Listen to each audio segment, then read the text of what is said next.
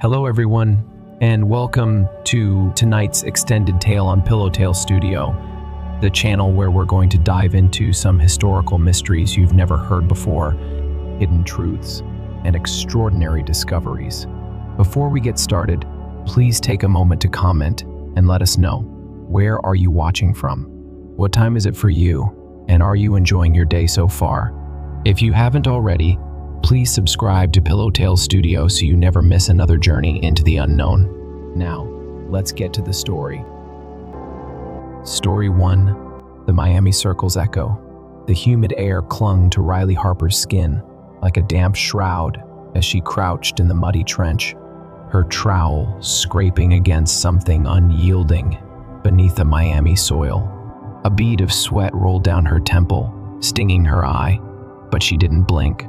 The construction crew had abandoned this downtown lot after unearthing the strange, circular arrangement of limestone holes last week, 27 of them, perfectly spaced, a prehistoric riddle etched into the earth. The Tequesta, Miami's ancient inhabitants, had left this behind centuries before skyscrapers and neon lights swallowed the landscape. Riley, a junior archaeologist with a knack for chasing whispers of the past, had volunteered to investigate when the university got the call. She wasn't expecting much, just another footnote in a career stalled by budget cuts and dismissive peers. But now, as her fingers brushed a jagged edge protruding from the dirt, her pulse quickened. This wasn't just another artifact. The object was small, no bigger than her palm. A rough-hewn slab of coral rock etched with spiraling lines and sharp, angular marks. It looked like a script, but nothing like the rudimentary carvings she'd studied in her textbooks.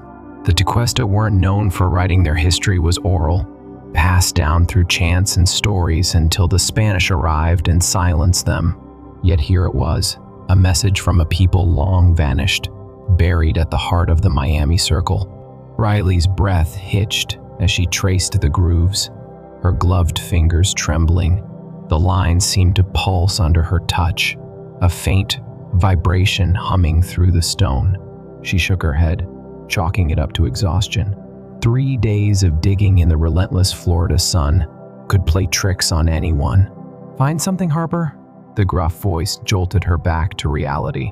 She glanced up to see Miguel Torres, the site foreman, peering over the trench's edge, his hard hat casting a shadow across his weathered face. Miguel had been skeptical of her from the start, another academic, slowing down his crew's timeline, but he'd stuck around out of curiosity. "Yeah," Riley said, holding up the slab. "This isn't just a tool or a decoration. It's got markings could be a language." Miguel snorted, wiping sweat from his brow. "Tequesta didn't write, kid. You sure it's not some tourist's graffiti?" Riley's jaw tightened. She'd heard that tone before disbelief, laced with just enough mockery to sting. This was 6 feet down in undisturbed soil. No tourist dug that deep. She stood, brushing dirt from her jeans, and climbed out of the trench, cradling the stone like a fragile relic. "I need to get this to the lab." Before Miguel could argue, a shadow fell across them. Riley turned to see a figure approaching, tall, lean, dressed in a crisp black suit that looked absurdly out of place in the muggy heat. His hair was slicked back, his eyes hidden behind mirrored sunglasses, and a thin smile played on his lips. He carried an air of authority that made Miguel stiffen instinctively. "Dr. Riley Harper?"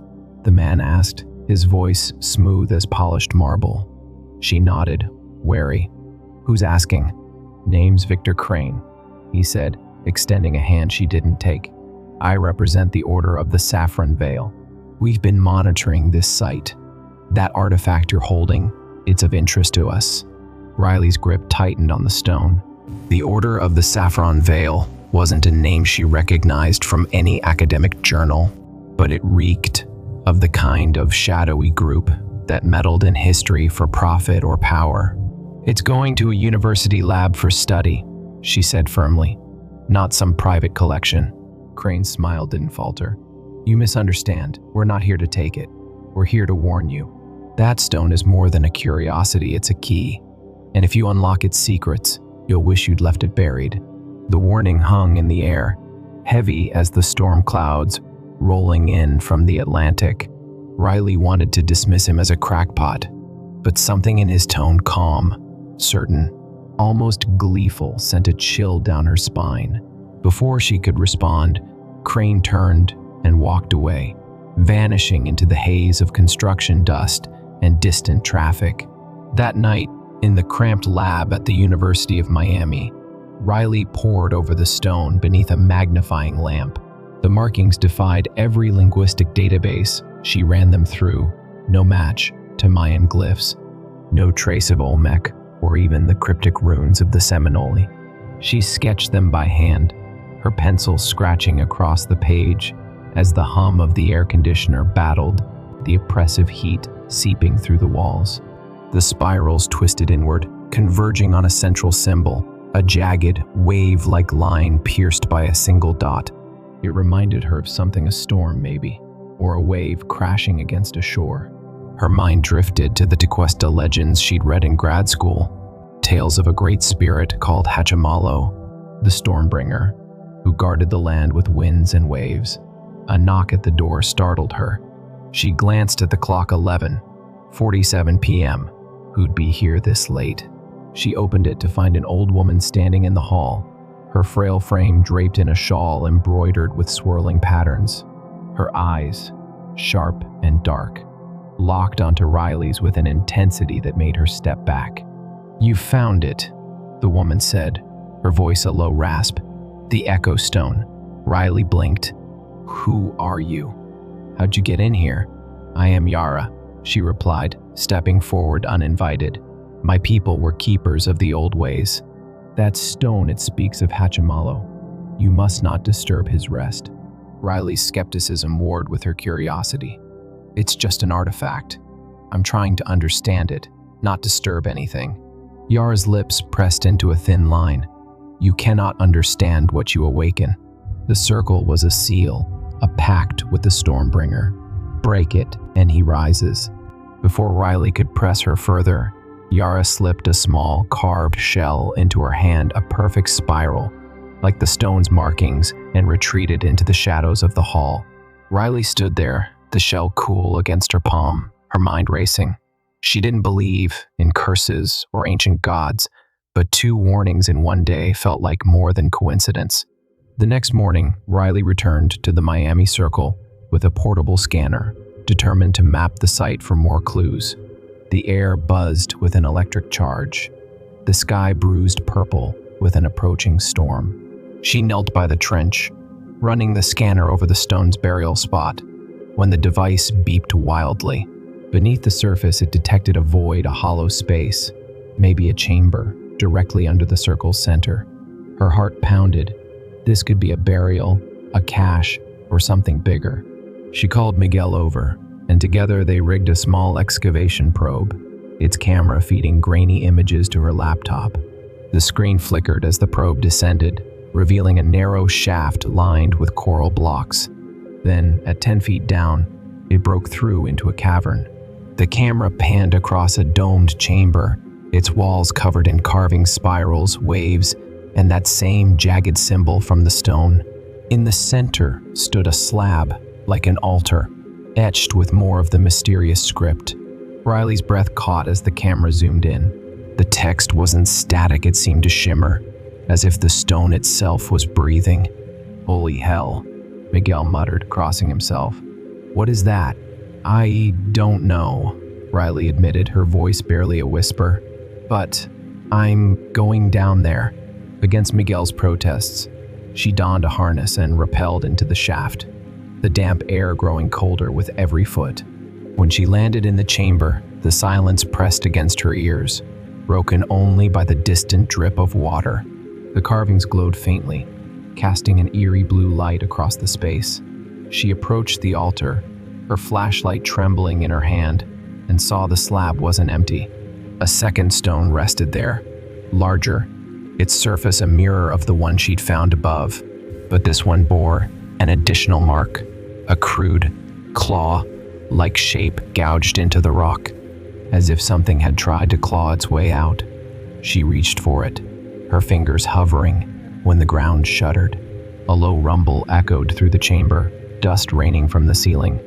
Above, Miguel shouted her name, but his voice was drowned by a sound like wind howling through a tunnel, a sound that wasn't wind at all, but a voice, deep and guttural, chanting words she couldn't understand. The carvings flared brighter, the air thickening with a salty tang, like the sea had flooded the room. Riley stumbled back, her heart slamming against her ribs. She'd dismissed Yara's warning, Crane's threat, but now, standing in this forgotten place, she felt it a presence, vast and ancient, stirring beneath her feet. The stone in her pack seemed to burn against her spine, and she realized too late what Crane had meant. It wasn't just a key, it was a summons. Hours later, drenched and shaken, Riley sat in a diner across from Yara, the old woman's eyes glinting with grim satisfaction. The storm outside raged, rain lashing the windows, the news on the TV muttering about an unseasonal hurricane bearing down on Miami. Riley had told Yara everything: the chamber, the voice, the claw mark, and now she waited, desperate for answers. "It's begun," Yara said, tracing the shell's spiral with a gnarled finger. "Hachimala wakes when the circle is breached. The stone you took it was his chain. The one below it's his voice." Riley swallowed hard. What does he want? Yara's gaze flicked to the window, where lightning split the sky.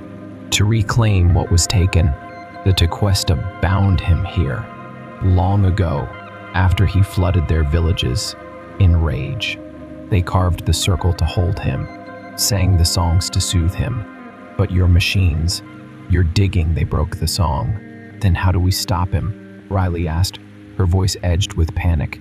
Yara leaned closer, her breath smelling of sage and salt. You don't stop a god. You bargain with him. The prophecy on the stones, it's a riddle, a plea. Solve it, and you might live.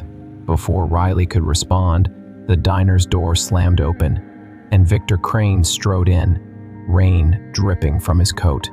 Behind him stood two figures in saffron robes, their faces obscured by hoods. He smirked, his sunglasses reflecting the flickering lights. "Time's up, Dr. Harper. You've woken the Stormbringer, and we're here to ensure he finishes what he started." Riley's hand closed around the shell in her pocket, her mind racing. The chamber, the stones, the prophecy, it was all connected, a puzzle she hadn't yet cracked. Outside, the wind howled louder, carrying that same guttural chant she'd heard below. Hachimala was coming, and she was running out of time. Riley's fingers tightened around the shell as Victor Crane loomed in the diner's doorway, his saffron-robed enforcers fanning out like silent sentinels. The fluorescent lights buzzed overhead, casting jagged shadows across the cracked linoleum floor. Outside, the storm roared with a fury that rattled the windows, the wind screaming like a chorus of anguished voices. She could still hear it, that guttural chant from the chamber, woven into the tempest, growing louder, closer. Hachimala wasn't just awake, he was here, his presence seeping into the air like salt water flooding a sinking ship. "You've got no idea what you've unleashed," Crane said, his voice cutting through the din. He stepped forward, the hem of his coat brushing the floor, leaving a trail of rainwater that glistened like blood in the flickering light. "The Order's been waiting for this moment since the Tequesta fell. The Stormbringer's return isn't a curse, it's a cleansing." Riley shot to her feet, her chair scraping against the floor. "A cleansing? That hurricane out there's already flooding half the city. People are dying, and you're calling it salvation?" Crane's smirk widened, his mirrored sunglasses reflecting her own furious expression. The Tequesta understood sacrifice. They bound Hachimala to protect their land, but they knew he'd demand payment one day. "You broke the seal, Harper. Now the debt's due." Yara rose beside Riley, her frail form radiating a quiet defiance. "You twist the old ways," she spat, her voice trembling but firm. "The Order wants power, not balance. You drown the world to claim his favor." Crane tilted his head, as if amused by her defiance. The world's been drowning in ignorance for centuries. We're just the ones brave enough to swim." He gestured to the robed figures, who stepped forward in unison, their hands concealed beneath their sleeves. "Hand over the stone, Harper. Let us finish this." Riley's hand slid to her backpack, where the echo stone rested, its weight a constant reminder of the chaos she'd unwittingly unleashed. She didn't trust Crane. His polished words hid a hunger that chilled her more than the storm, but she couldn't deny the truth in Yara's warning. The stone was a key, a summons, and now it was her only leverage. She met Crane's gaze, her jaw set. "You want it? Tell me what it says first. What's the prophecy?" For a moment, Crane hesitated, his smile faltering. Then he chuckled, a low, hollow sound that sent a shiver down her spine. "You think you can bargain with fate? Fine. The stone speaks of a trial, a test of will against the Stormbringer. Solve the riddle, offer the tribute, and he spares the land. Fail, and Miami becomes his altar. And you know the riddle?" Riley pressed, her mind racing. She needed time to think, to decipher the carvings she'd seen in the chamber, to figure out what tribute meant before Crane twisted it to his own ends. "We've studied the fragments for generations," Crane said, his tone smug. "But you're the one who touched his voice. You're marked now, Harper. He'll come for you whether you give us the stone or not." The air in the diner thickened, the lights flickering as a gust slammed the windows, cracking one pane with a sound like a gunshot.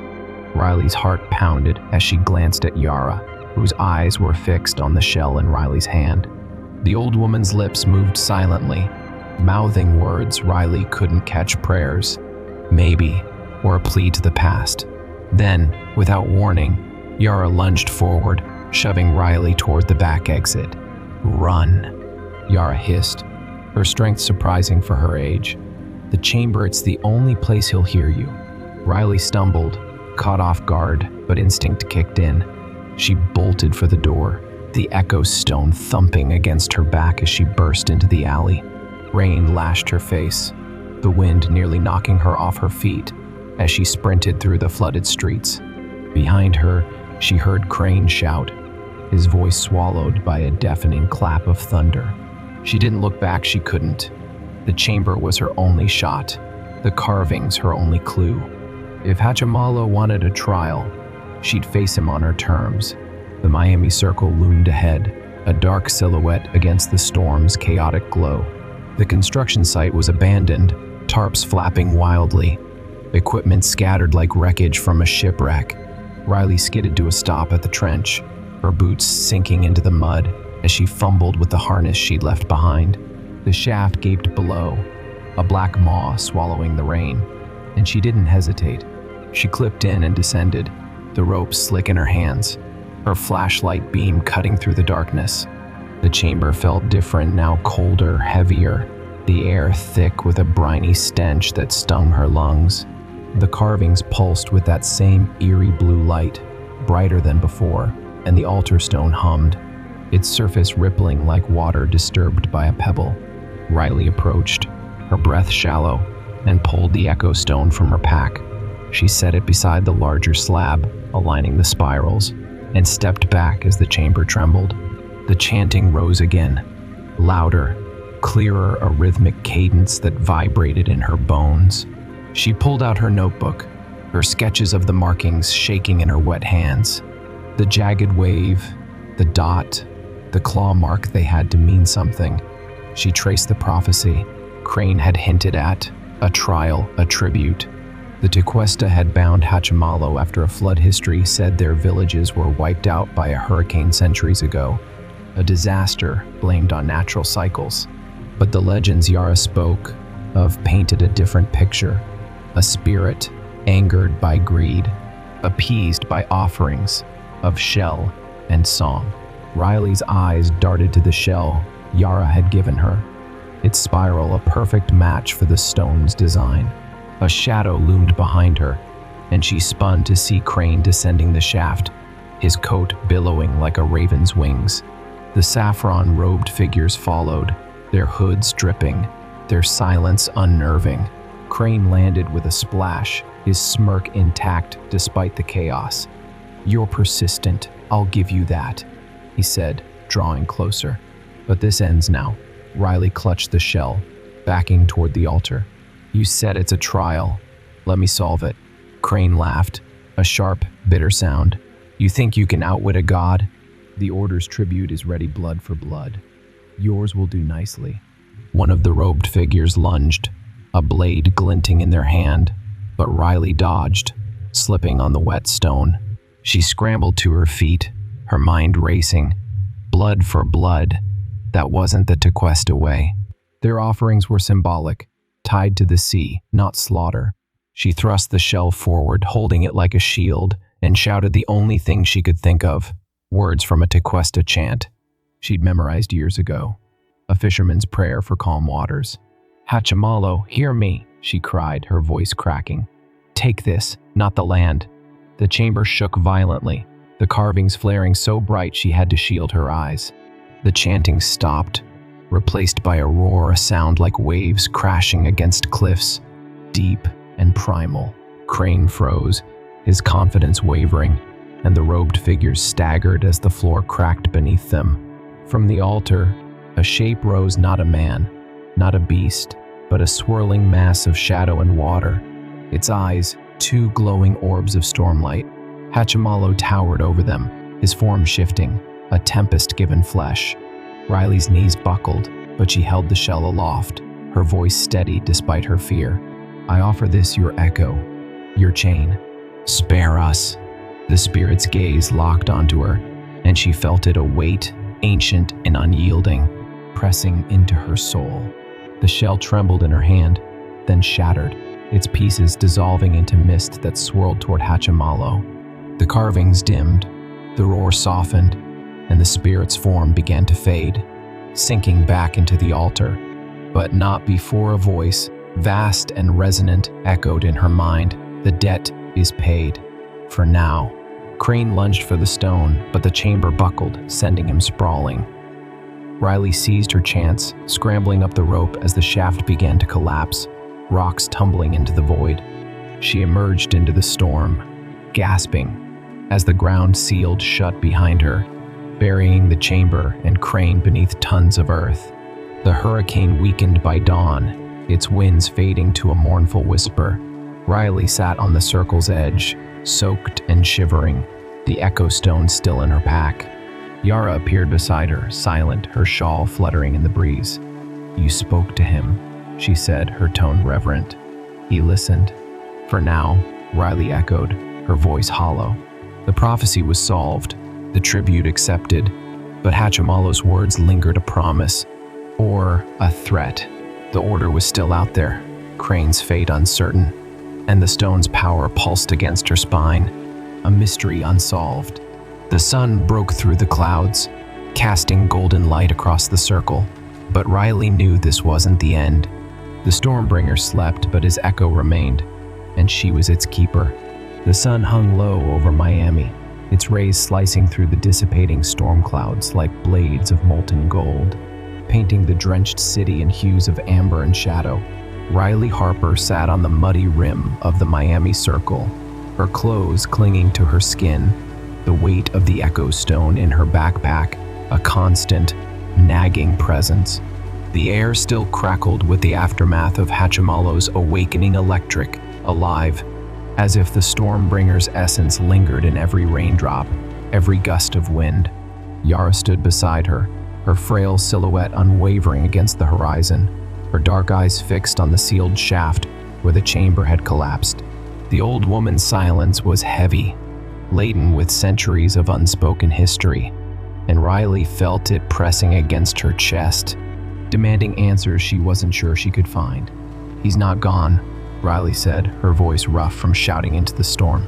She brushed a strand of wet hair from her face, her fingers trembling slightly. "He said for now." "What does that mean?" Yara's lips parted in a thin, knowing smile, her gaze drifting to the shell fragments scattered across the ground shards of the offering that had quelled Hachimalo's wrath. "It means the pact is renewed, but not eternal. The Tequesta bound him with song and sacrifice, but the world has changed." his chains weaken with every storm, every breach. You bought time, child, not peace. Riley's stomach twisted. Time? How much? Days? Years? She'd faced a god and lived, but the victory felt hollow, overshadowed by the uncertainty of what lay ahead. She pulled the echo stone from her pack, its surface cool and damp against her palm. The carvings glowed faintly, a soft pulse of blue light that synced with her heartbeat. She traced the jagged wave symbol, her mind replaying the spirit's voice, deep, resonant, a tidal force that had nearly drowned her will. The debt is paid, for now, a riddle wrapped in a warning. Footsteps squelched in the mud behind her, and she turned to see Miguel Torres approaching, his hard hat gone, his face etched with exhaustion and something darker, fear maybe, or awe. He'd stayed through the chaos, hauling equipment out of the floodwaters while she descended into the chamber. "You okay, Harper?" he asked, his voice gruff but softer than usual. "Saw the ground close up like a damn mouth. Thought you were gone." "I'm fine," she lied, forcing a tight smile. "Crane's the one who didn't make it." Miguel's eyes narrowed, flicking to the sealed shaft. "You sure about that? Guy like him slippery as an eel. And those freaks in the robes, they weren't normal." Riley's pulse quickened. She'd assumed the collapse had buried Crane and his followers, but Miguel's doubt gnawed at her. The Order of the Saffron Veil had known too much about the stone, the prophecy, Hachimalo's trial. If Crane had survived, he'd come for her again, and next time, she might not have a shell to shatter or a chant to save her. "We need to figure out what they're after," she said, standing. "This isn't over." Yara nodded, her shawl fluttering as a breeze swept through. "The Order seeks dominion over the Stormbringer. They believe his power can reshape the world, flood the unworthy, raise their chosen. The stone is their key, as it was yours. Then we destroy it," Miguel said, his tone decisive. He stepped closer, peering at the artifact in Riley's hand. "Smash it, bury it, whatever it takes." "No," Riley snapped, pulling the stone to her chest. "It's all we've got to understand this. If Hachimalo wakes again, we need to know why and how to stop him for good." She met Yara's gaze, searching for confirmation. "Right?" The old woman's eyes darkened, her voice dropping to a whisper. "The stone is his echo, his memory. Destroy it, and you blind yourself to his will. Keep it, and you carry his mark. Choose wisely." Riley swallowed hard, the weight of the decision settling like a stone in her gut. She couldn't shake the feeling that Hachimalo had let her live for a reason, that the trial wasn't finished, only paused. She tucked the stone back into her pack, her resolve hardening. "Then we dig deeper. The chamber's gone, but there's more to the circle. The Tequesta wouldn't leave just one stone." Miguel groaned, running a hand through his soaked hair. "You're gonna get us killed, Harper. But fine, I'm in. Beats pouring concrete for a living." Yara's smile returned, faint but approving. "The circle holds secrets yet. Follow the waves, they'll lead you." The next day, Riley stood at the edge of the Miami River, a mile from the circle, her boots sinking into the soggy bank. The storm had swollen the waterway, its surface churning with debris, broken branches, plastic bags, the flotsam of a city battered but unbowed. She'd spent the night poring over maps and satellite images, cross-referencing the circle's layout with Tequesta sites along the coast. The carvings in the chamber had featured waves, spiraling inward like a vortex, and Yara's words echoed in her mind. "Follow the waves." The river flowed into Biscayne Bay, where archaeologists had found Tequesta mounds centuries old. If the circle was a seal, there might be others, anchors for Hachimalo's prison, scattered across the land. Miguel arrived with a rented skiff, its engine sputtering as he pulled up to the bank. "Found this at the marina," he said, tossing her a life vest. "Owners pissed about the storm damage, didn't even ask for ID." Riley climbed aboard, her pack slung over her shoulder. Yara had declined to join, claiming her role was to guide, not chase. But she'd given Riley a parting gift, A small pouch of crushed coral and herbs to quiet the waters, she'd said. Riley clutched it now, the boat rocking beneath her as Miguel steered them downstream. The sky was clear, but an unease hung in the air, a tension she couldn't shake. They reached the bay as the sun climbed higher, its light glinting off the waves. Riley scanned the shoreline with binoculars, her heart skipping when she spotted a low mound near the water's edge, an unexcavated site, overgrown with mangroves, marked on her map as a possible Tequesta burial ground. "There," she said, pointing. "That's our next stop." The skiff grounded on the muddy shore, and they waded through knee-deep water, the mangroves clawing at their clothes. The mound rose before them, a gentle swell of earth dotted with shells and weathered stones. Riley knelt, her trowel digging into the soil, when a glint caught her eye, a fragment of coral, etched with a familiar spiral. She brushed away the dirt, revealing a slab half buried in the roots, its surface pulsing with that same blue light. "Miguel," she breathed. "Look at this." He crouched beside her, his breath catching. "Another one? What's it say?" Riley traced the carvings, her fingers tingling as the light flared brighter. The symbols were similar but distinct, a wave pierced by two dots, a spiral split by a jagged line. "It's different," she muttered, pulling out her notebook. Maybe a second verse of the prophecy. Before she could sketch it, a shadow fell across the mound. She looked up to see a figure emerging from the mangroves, Victor Crane, his suit torn and mud-streaked, his sunglasses cracked but still perched on his nose. Behind him stood a dozen saffron-robed figures, their blades drawn, their faces pale and resolute. He grinned, a predator's smile, and Riley's blood ran cold. "Thought you could bury me, Harper?" Crane said, his voice dripping with venom. "The Stormbringer spared me for a reason. That stone's mine, and so is his power." Riley clutched the new slab, her mind racing. The Order had survived, and Crane was more dangerous than ever. The skiff was too far, the river too open, they were trapped. She glanced at Miguel, who nodded grimly, his hand slipping to the wrench at his belt. Then her eyes fell to the pouch Yara had given her, and an idea sparked. "Hachimalo's not yours to command," she said, stalling as she edged toward the water. "He took my offering, not yours." Crane's grin faltered, his hand twitching toward a concealed weapon. "Then I'll take it from you piece by piece." Riley ripped open the pouch, scattering the coral and herbs into the bay. "Hear me again!" she shouted, her voice carrying over the waves. "This is yours, keep it." The water churned, a low rumble rising from the depths. Crane lunged, but the ground buckled, roots snapping as the mound split open. A geyser erupted, salt water spraying skyward, and from it emerged Hachimalo's shadow, smaller, fiercer, a storm distilled into fury. The robed figures screamed, blades useless against the wind that tore them apart.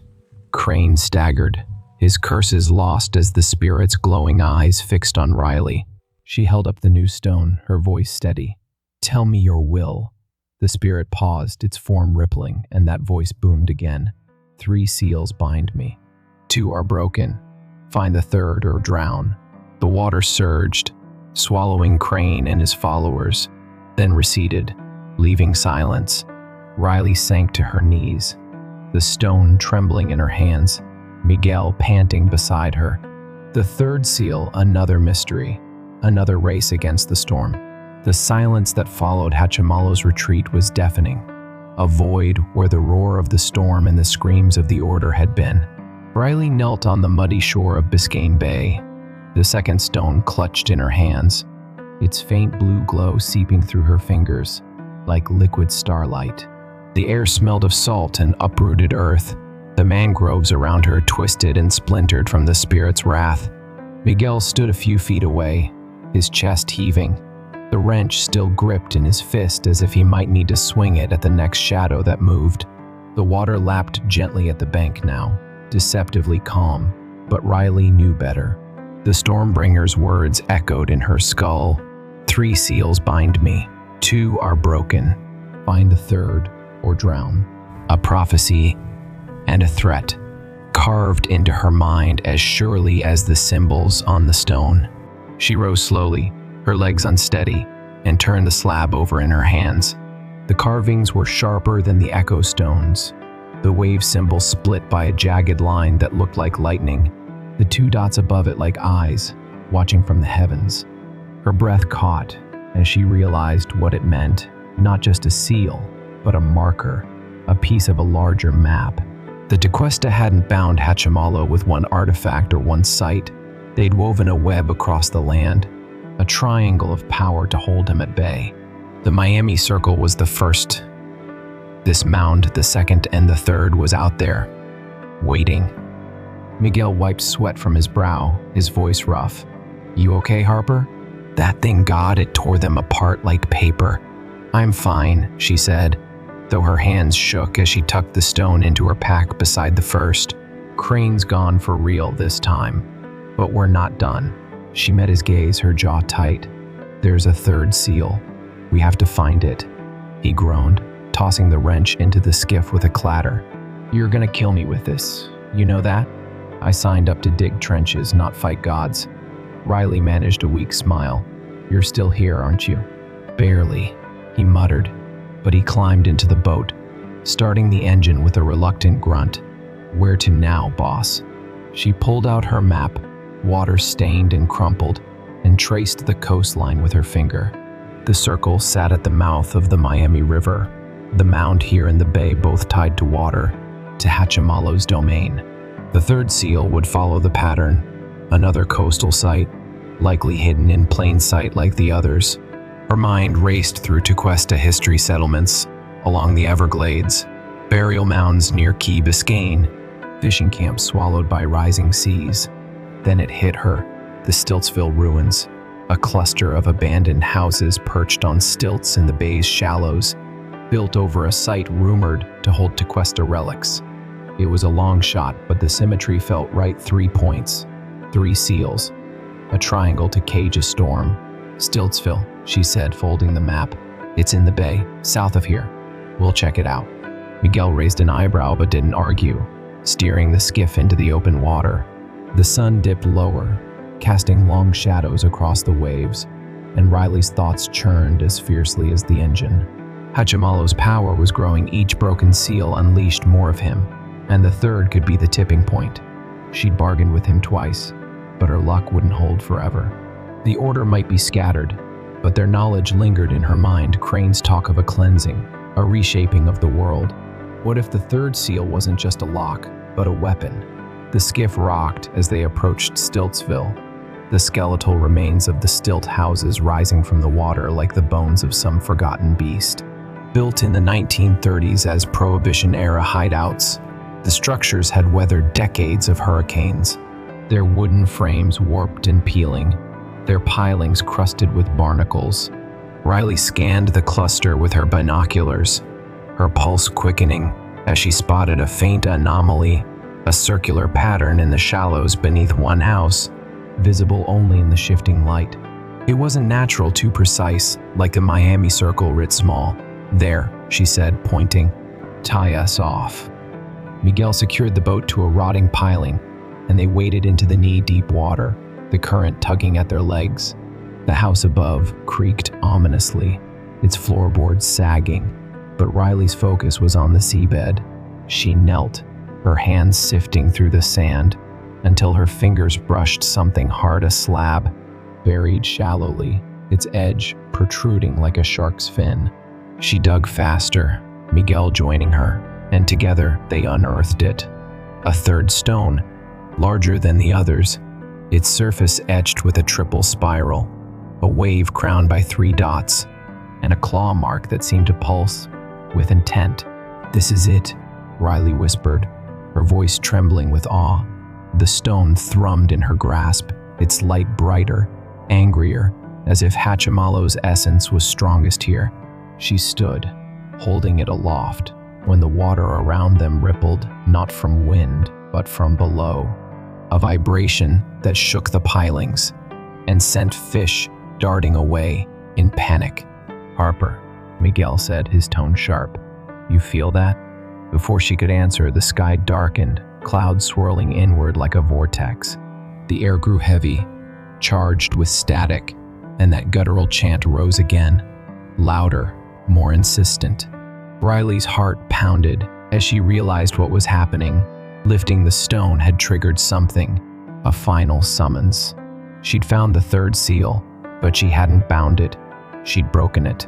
The water erupted, a column of foam and shadow surging upward, and Hachimalo emerged larger than before, his form a maelstrom of wind and wave, his eyes blazing with a fury that dwarfed the storm.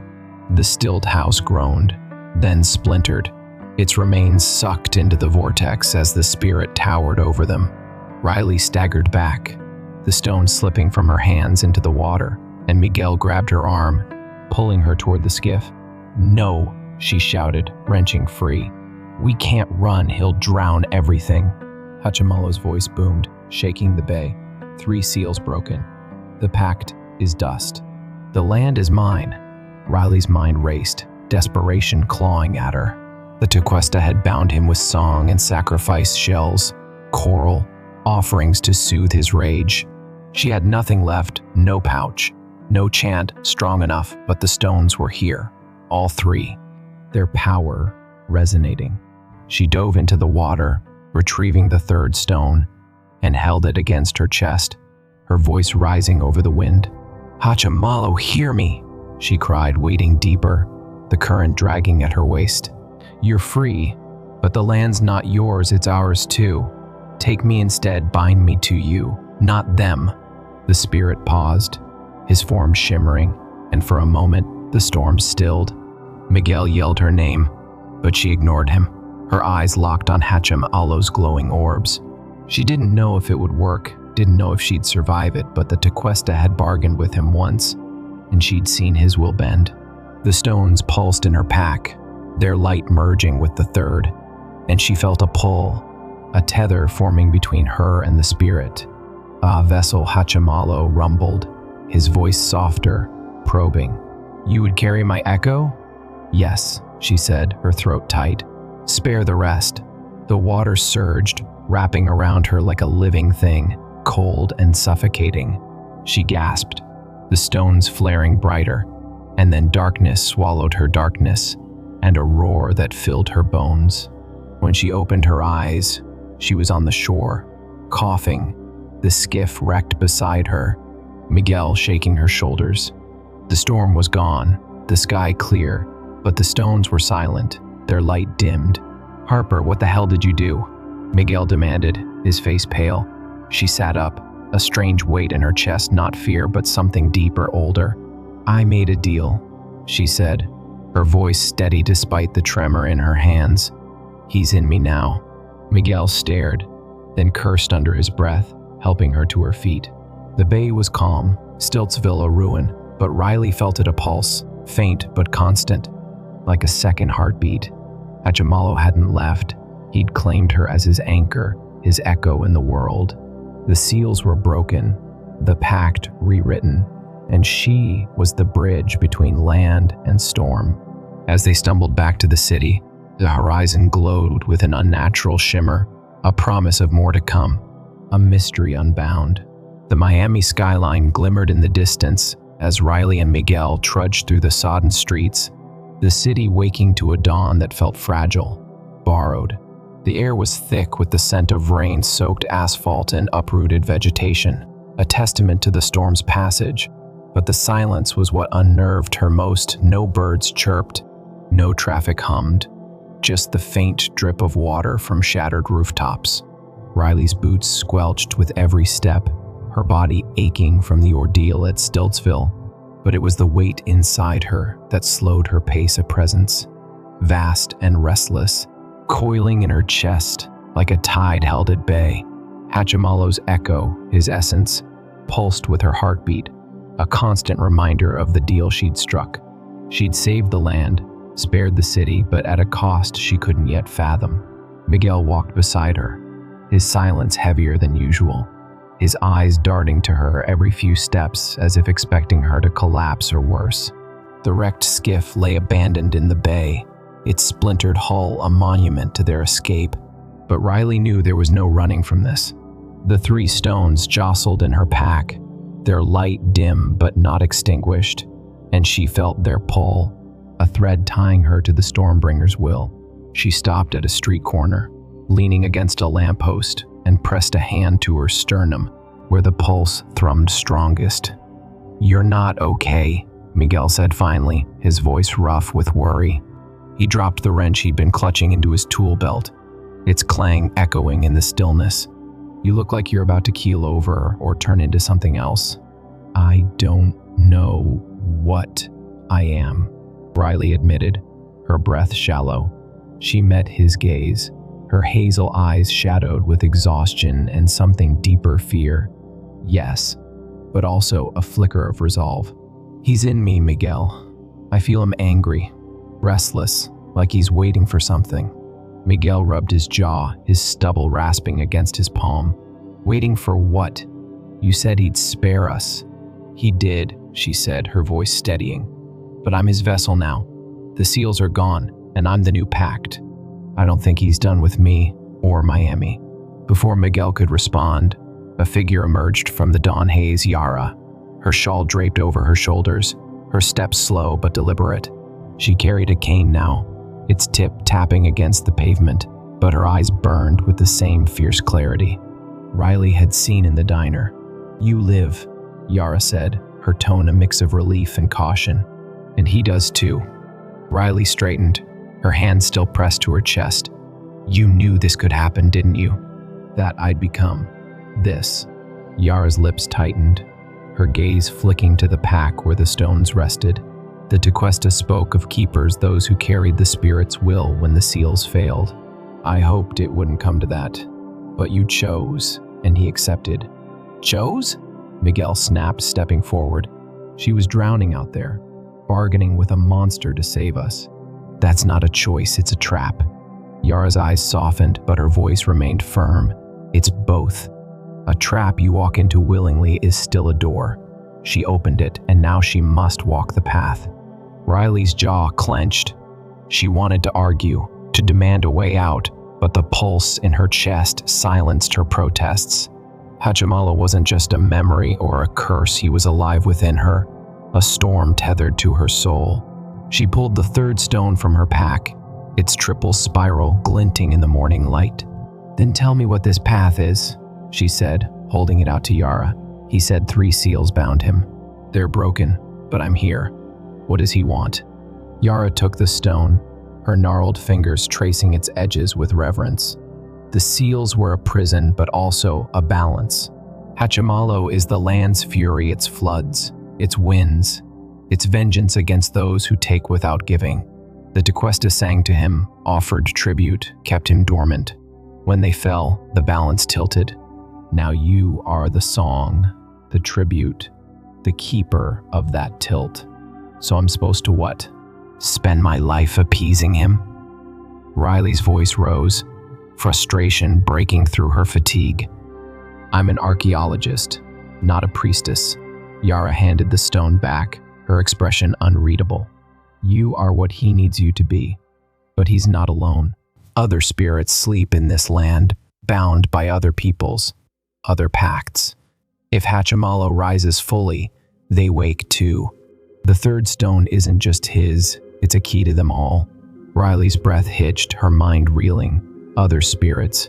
The implications crashed over her like a wave. Hachimalo wasn't an anomaly, but part of a network, a pantheon of ancient forces tied to the earth. The Tequesta had mastered one. But what of the Seminole, the Calusa, the countless tribes lost to history? She thought of the Serpent Mound in Ohio, the Chaco Canyon ruins, the whispers of gods and guardians woven into native lore. If Yara was right, breaking the seals hadn't just freed Hachimalo, it had cracked a door to something vast, something that could swallow the world. Miguel cursed under his breath, pacing a tight circle. "Great, so we've got a whole army of pissed-off gods waiting in the wings. What do we do, Harper? Lock you in a bunker, hope they forget?"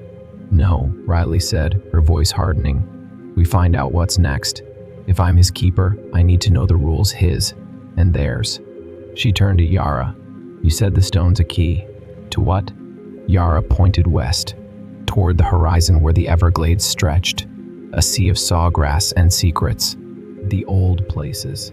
The Tequesta weren't alone here. The Calusa ruled the swamps, the Seminole, the rivers. Their seals lie hidden, their keepers long dead. Find them before he does. By noon, Riley and Miguel were deep in the Everglades, the skiff replaced by an airboat that growled across the water, its fans slicing through the humid air. Riley stood at the bow, her pack secured, the stone's weight a grounding force against the chaos in her mind. Miguel piloted, his face set in a grim line, while Yara's words looped through her thoughts. The Everglades were a labyrinth, mangroves tangled with cypress, waterways snaking through muck, a landscape that swallowed history as easily as it did men. If another seal existed here, it'd be buried in mud or myth, guarded by time and nature. The pulse in her chest quickened as they neared a hummock, a low island of dry land amid the swamp, its surface dotted with shell mounds left by the Calusa centuries ago. Riley signaled Miguel to cut the engine, and the boat glided to a stop, rocking gently in the current. She stepped onto the hummock, her boots sinking into the soft earth, and felt it a tremor, faint but familiar, like Hachimalo stirring within her. She knelt, brushing aside vines, and uncovered a slab of limestone, its surface etched with a spiral and a fish-like symbol, glowing with a soft green light. "Another one," Miguel said, crouching beside her. "Calusa?" "Maybe," Riley replied, her fingers hovering over the stone. "But it's not Hachimalo's. The light's different, calmer, deeper." She hesitated, the memory of Stiltsville's chaos flashing through her mind. Touching it could wake another spirit, another trial. But she had no choice. Hachimalo's presence demanded answers. And this was the next thread. She lifted the stone, and the hummock shuddered, water bubbling around its edges. A voice not Hachimalo's rose from the swamp, low and melodic, like a river's song. "Who breaks my rest?" Riley stood, the stone steady in her hands, her heart racing. "I'm Riley Harper," she called, her voice echoing across the water. "Keeper of Hachimalo. Who are you?" The air shimmered, and a figure emerged from the muck, a woman of shadow and silt, her eyes twin pools of emerald, her form draped in vines. "I am Chekika," she said, her voice rippling. "Guardian of the deep waters. Your storm wakes me, Keeper." "Why?" Riley swallowed, the pulse in her chest flaring as Hachimalo stirred, sensing the rival presence. "The seals are breaking," she said. "I need to know why and how to stop it." Chekika's gaze sharpened, her form rippling like a disturbed pond. "The seals hold us all, storm, river, sky. Break them, and we rise together. Your pact binds you to him, but not to me. Seek the sky's keeper, her seal lies north. Balance us, or we clash." The figure dissolved, the stone dimming, but the swamp trembled, a warning of forces aligning. Riley turned to Miguel, her resolve stealing. "North," she said. "We're not done yet." The airboat's engine roared as Riley and Miguel cut through the Everglades, the sun sinking into a molten horizon that bled orange and purple across the sky. The Calusa stone rested in Riley's pack alongside Hachimalo's relics, its green glow a quiet counterpoint to the storm spirit's restless pulse in her chest. Cheka's words looped through her mind. "Seek the sky's keeper, her seal lies north. Balance us, or we clash." North meant leaving the swamps, heading toward the Seminole lands near Lake Okeechobee or beyond, where ancient mounds and legends whispered of sky gods and celestial pacts. Riley's hands tightened on the boat's rail, the weight of her role pressing harder with every mile. She wasn't just Hachimalo's keeper, now she was a fulcrum, a thread tying together spirits whose awakening could reshape the world. Miguel glanced at her, his knuckles white on the controls. "You're quiet," he said, shouting over the engine. "That's never good." "Just thinking," Riley replied, her voice steady despite the chaos in her head. "Chekika didn't attack us. She warned us. That means there's still a chance to fix this." "Fix it how?" he asked, slowing the boat as they neared a rickety dock on the swamp's edge. You've got a storm god in your chest, a river spirit talking riddles, and now we're chasing a sky goddess. This isn't archaeology anymore, Harper, it's a damn war. Riley stepped onto the dock, the wood creaking under her boots. Maybe it always was, she said, her gaze drifting north. The Tequesta, the Calusa, the Seminole, they didn't just live here. They fought to keep these spirits in check. We broke that fight open, and now it's ours. Miguel tied off the boat, his jaw tight. And if we lose? She didn't answer, but the pulse in her chest quickened, Hachimalo stirring as if sensing her doubt. She pushed it down, focusing on the task ahead. They rented a battered pickup from a gas station on the highway, its engine coughing as they drove north toward Big Cypress, then Okeechobee. The landscape shifted, sawgrass gave way to pine flats, then to the vast, shimmering expanse of the lake, its waters reflecting a sky streaked with clouds. Riley's map was marked with Seminole sites, mounds, canals, places of power, but one stood out, a ridge near the lake's northern shore, where oral history spoke of a sky watcher, a figure who communed with the heavens. They reached the ridge at dusk, the air cooling as stars pierced the twilight. The site was unassuming, a low rise of earth dotted with cypress trees, its crest marked by a circle of weathered stones. Riley felt the pull before she saw a faint hum, not Hachimalo's fury or Chakika's calm, but something lighter, sharper, like wind whistling through feathers. She climbed the ridge, Miguel at her heels, and stopped at the circle's center, where a slab lay half-buried, its surface etched with a spiral crowned by a crescent moon and a single star. The glow was silver, bright and cold, and when Riley touched it, the air crackled, a voice rising like a hawk's cry. "Who dares wake me?" it sang, piercing and clear.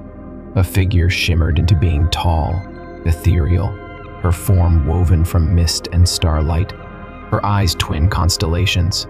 Feathers trailed from her arms and a breeze followed her, lifting dust from the ground. "I'm Riley Harper," Riley said, standing firm despite the tremor in her legs. "Keeper of Hachimalo, seeker of Chekika, I'm here for balance." The figure tilted her head, her gaze cutting through Riley like a blade. "I am Siskili, sky watcher of the Seminole. Your storm and river stir my winds. Why break the seals?" "I didn't mean to," Riley admitted, her voice raw. "The Miami Circle had started there. Hachimalo woke, and I took him into me to stop him. Chekika says we'll clash unless I balance you all." Siskili's form rippled, her feathers rustling. The seals were a true storm, water, sky, bound to the land's rhythm. "You've torn the rhythm apart, Keeper. Hachimalo rages, Chekika flows, and I soar. Without harmony, we destroy." "Then tell me how to fix it," Riley pleaded, holding up the silver stone. "I'll carry you too, if that's what it takes." Siskili's eyes narrowed, her voice softening. "You cannot carry us all. We are not burdens to bear, but forces to weave. Return the stones to their places, circle, mound, ridge. Sing the old songs. Bind us anew, not in you, but in the earth." Riley's heart sank. Return the stones? She'd fought to keep them, to understand them. But Siskili's words rang true. The spirits weren't hers to hold, they belonged to the land, to the people who'd first sung them to sleep. She glanced at Miguel, who nodded slowly, reading her thoughts. "Okay," she said, her resolve hardening. "I'll do it, but I need the songs." Siskili extended a hand, and a melody flowed into Riley's mind, high and lilting, a sky song of wind and stars. Then she faded, the stone dimming, leaving Riley with a purpose and a prayer. The journey back was a blur of motion and memory. Riley drove south with Miguel, the pickup rattling as they retraced their path. At the Calusa Mound, she placed the green stone in its hollow, whispering Chekika's river chant, a low hum that stilled the swamp. At the Miami Circle, she buried the echo stone where she'd first found it, Hachimalo's pulse in her chest easing as she sang his storm song, rough and wild. Finally, at the ridge, she set Siskili's silver stone in its circle, her voice rising with the sky song, clear and free. Each placement felt like shedding a weight, the spirit's presence shifting from her to the earth. Hachimalo's fury quieted, Chekika's flow steadied, and Siskili's winds calmed. By the time she finished, standing atop the ridge under a star-strewn sky, Riley felt lighter, whole, not a vessel, but a bridge. Miguel clapped her shoulder, a rare grin breaking through his exhaustion. "You did it, Harper. No floods, no gods tearing us apart. We're still here." "Yeah," she said, smiling back. "We are." The sun rose over the ridge, painting the Seminole lands in gold. A new day born from the night's labor. Riley sat on the circle's edge, the 3 stones now resting where they belonged, their glows faint but alive. A heartbeat synced with the land. Yara joined her, unannounced but expected, her cane tapping as she settled beside her. The old woman's eyes traced the horizon, where lake met sky, and a quiet pride softened her weathered face. "You wove them back," Yara said, her voice warm. "The Tequesta, the Calusa, the Seminole, they'd honor you for this." Riley shook her head, a humble laugh escaping her. "I just wanted to understand. I didn't expect to fix anything." "Understanding is fixing," Yara replied, patting her hand. "You listened to the land, not just the spirits. That's the old way balance, not control." Miguel approached, carrying coffee from the truck, its steam curling in the cool air. He handed Riley a cup, his gruffness softened by relief. "So, what now? Back to digging holes for a living?" "Maybe," Riley said, sipping the bitter warmth. "But I think I'll stick around. There's more to learn, more stories, more songs. The land's awake now, and I'm part of it." The pulse in her chest was gone, replaced by a quiet strength, a connection to the spirits she'd bound anew. Hachimalo slept beneath the circle, his storms tamed by her voice. Chekika flowed through the swamp, her waters steady. Siskili soared above, her winds a gentle guide. They weren't gone, but they were at peace, their clash averted by a woman who'd stumbled into their world and chosen to stay. As the trio watched the sunrise, Riley felt a deep, abiding satisfaction, not an end, but a beginning. She'd uncovered an ancient mystery, faced its fury, and found a purpose beyond herself. The land breathed easier, its people safe, and she, once an outsider, was now its keeper, not of gods, but of harmony. The story wasn't over. New seals might weaken, new spirits stir, but for now, the world held, and that was enough. Story 2. The Voynich Manuscript's Truth. The air in the Binecarer Book and Manuscript Library at Yale was thick with the scent of aged vellum and dust, a quiet hum of reverence hanging over the dimly lit room. Dr. Evelyn Hart, a lanky woman in her late 30s with sharp green eyes and a cascade of chestnut hair perpetually escaping its bun, stood over the glass case, her breath fogging faintly against it. The Voynich manuscript lay before her, its pages a maddening tapestry of cryptic script, botanical sketches of plants no botanist could name, and celestial diagrams that defied modern astronomy. For nearly 6 centuries, it had taunted scholars, cryptographers, and mystics alike. To Evelyn, it wasn't just a puzzle, it was an obsession that had cost her a marriage, a tenured position, and most of her savings. Tonight, though, she felt the electric thrill of breakthrough. She'd spent months cross-referencing the manuscript's swirling glyphs with medieval herbals, alchemical treatises, and even the marginalia of a 14th century Bohemian monk named John Holsova, a figure obscure even to historians. Jan had been a scribe in the court of Holy Roman Emperor Rudolph II, the manuscript's first known owner in 1586, before vanishing into rumors of heresy and madness. Evelyn had tracked down a fragment of his journal in Prague, its brittle pages hinting at a key within the spiral and a warning: "He who reads shall summon." The spiral, she'd realized, wasn't a metaphor, it was the manuscript's central astronomical chart. a whorl of stars and symbols she'd painstakingly mapped to a constellation visible only from Central Europe in the spring of 1417. Now, with a trembling hand, she traced her finger over a photocopy of that chart, aligning it with a star map she'd borrowed from the library's astronomy department. The Beinecke was empty, save for the night guard, a grizzled man named Tom, who'd grown accustomed to her late-night vigils. She whispered the phonetic string she'd pieced together from Jan's notes: Vox Stellarum, Aperi Portas, Latin for voice of the stars, open the gates. The words felt heavy, like stones dropping into a still pond. A low rumble shook the room. Tom's flashlight beam swung toward her from across the hall. "Doc, you okay?" he called, his voice tight. Before she could answer, the glass case shuddered, and the manuscript's pages began to flip on their own, as if caught in a breeze that didn't exist. Evelyn's pulse hammered in her ears. The air grew cold, sharp with the metallic tang of ozone, and the lights flickered. Then, from the manuscript's spiraling chart, a faint glow pulsed greenish, like foxfire on rotting wood. "Tom, get out," she shouted, but he was already backing away, his flashlight beam jittering. The glow intensified, and a shape began to coalesce above the book, a figure cloaked in shadow, its edges fraying into tendrils of smoke, eyes like twin embers fixed on her, and a voice rasped through the room, dry as parchment. "You have called. What do you seek?" Evelyn's mouth went dry, but years of chasing this mystery steeled her. "The truth," she said. "What are you? What does it mean?" The figure tilted its head, as if amused. "I am the keeper of the Codex, bound by the scribes of Viserad. The truth is a seed, planted in these pages by those who saw beyond the veil.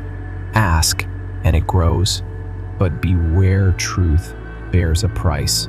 Before she could respond, a crash echoed from the library's entrance. Footsteps too many, too deliberate, thundered closer. A man in a black coat strode into view, his face angular and pale beneath a fedora, flanked by two others in tactical gear. Evelyn recognized him instantly. Victor Crane, a rival cryptologist who'd vanished from academia years ago after rumors of ties to a shadowy group called the Order of the Saffron Veil.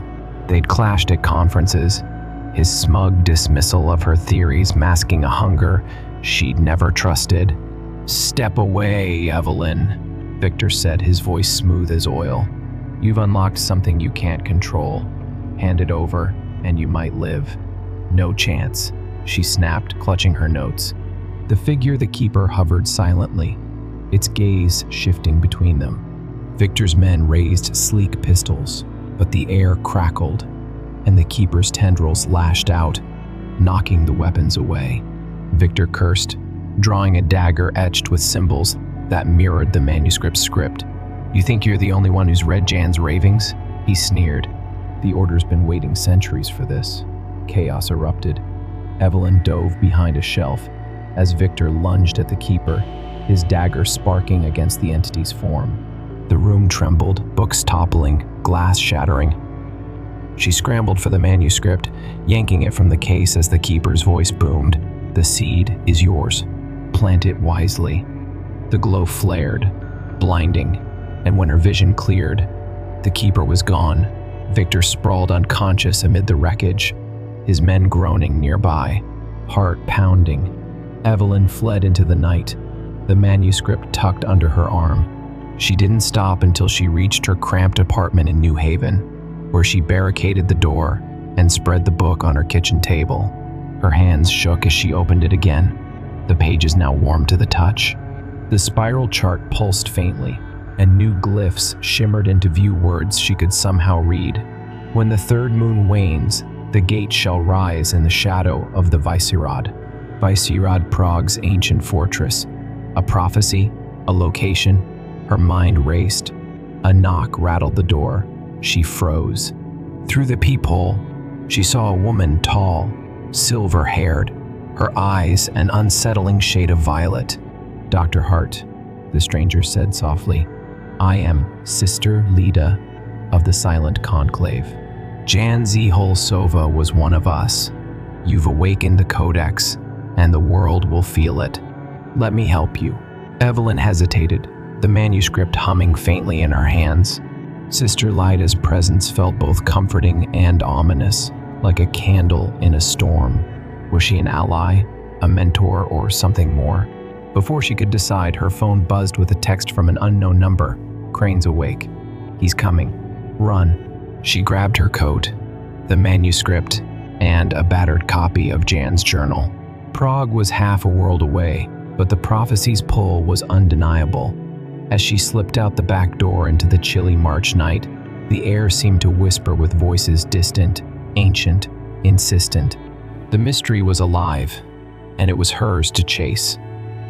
Hours later, over the Atlantic, Evelyn pored over the manuscript in the dim cabin of a Redeye flight. The new glyphs shifted again, forming a map, a jagged path through Bohemia's hills to Vyserod's shadowed stones. Jan's journal mentioned a third moon, a rare lunar alignment last recorded in 1417, the year he'd vanished. She cross-checked astronomical data on her laptop. The next such alignment was weeks away, on March 31, 2025. Time was short. Landing in Prague, she navigated the city's cobblestone streets, the spires of St. Vitus Cathedral piercing a sky heavy with clouds. Vysherod loomed ahead, its basalt walls brooding over the Vltava River. Locals spoke of its myths, Princess Labuza's visions, the Devil's Pillar, a treasure buried by Czech kings.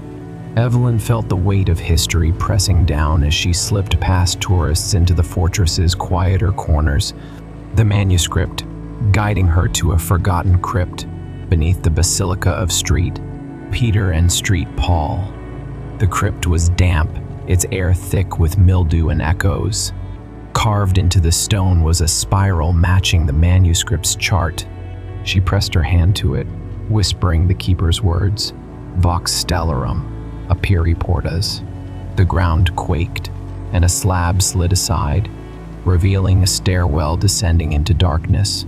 Torchlight from her pack flickered over walls, etched with scenes of robed figures, stars, and a towering gate wreathed in flame. At the bottom, a chamber opened, a circular vault dominated by a stone plinth. On it rested a crystal orb, its surface swirling with light. Footsteps echoed behind her. She whirled to see Victor Crane, bloodied but grinning, his dagger gleaming. "You're predictable, Evelyn," he said. "The Order thanks you for leading us here." Behind him, Sister Leda emerged, her violet eyes narrowing. "He speaks for greed," she said. "The Conclave seeks balance. Choose your ally, Dr. Hart." The orb pulsed, and the chamber's walls began to glow, revealing more text prophecies of a gate opening, a force awakening, a world remade. Evelyn clutched the manuscript, torn between Leda's calm certainty and Victor's ruthless ambition. The air thrummed with power, the third moon's deadline looming. The mystery was unraveling, but the truth remained just out of reach, dangerous, intoxicating, and vast. The chamber beneath Vyserod pulsed with an otherworldly rhythm, the crystal orb on the plinth casting fractured light across the ancient stone walls. Evelyn Hart stood at the precipice of decision. The Voynich manuscript clutched to her chest like a shield, its pages warm and trembling, as if alive. Victor Crane's shadow loomed to her left, his dagger catching the orb's glow, his lips curled in a predator's grin. To her right, Sister Leda's silver hair framed a face serene yet unreadable, her violet eyes glinting with a depth that hinted at centuries of secrets. The air crackled with tension, thick with the scent of damp earth and something sharper sulfur, perhaps, or the breath of whatever lay beyond the gate, the prophecy foretold.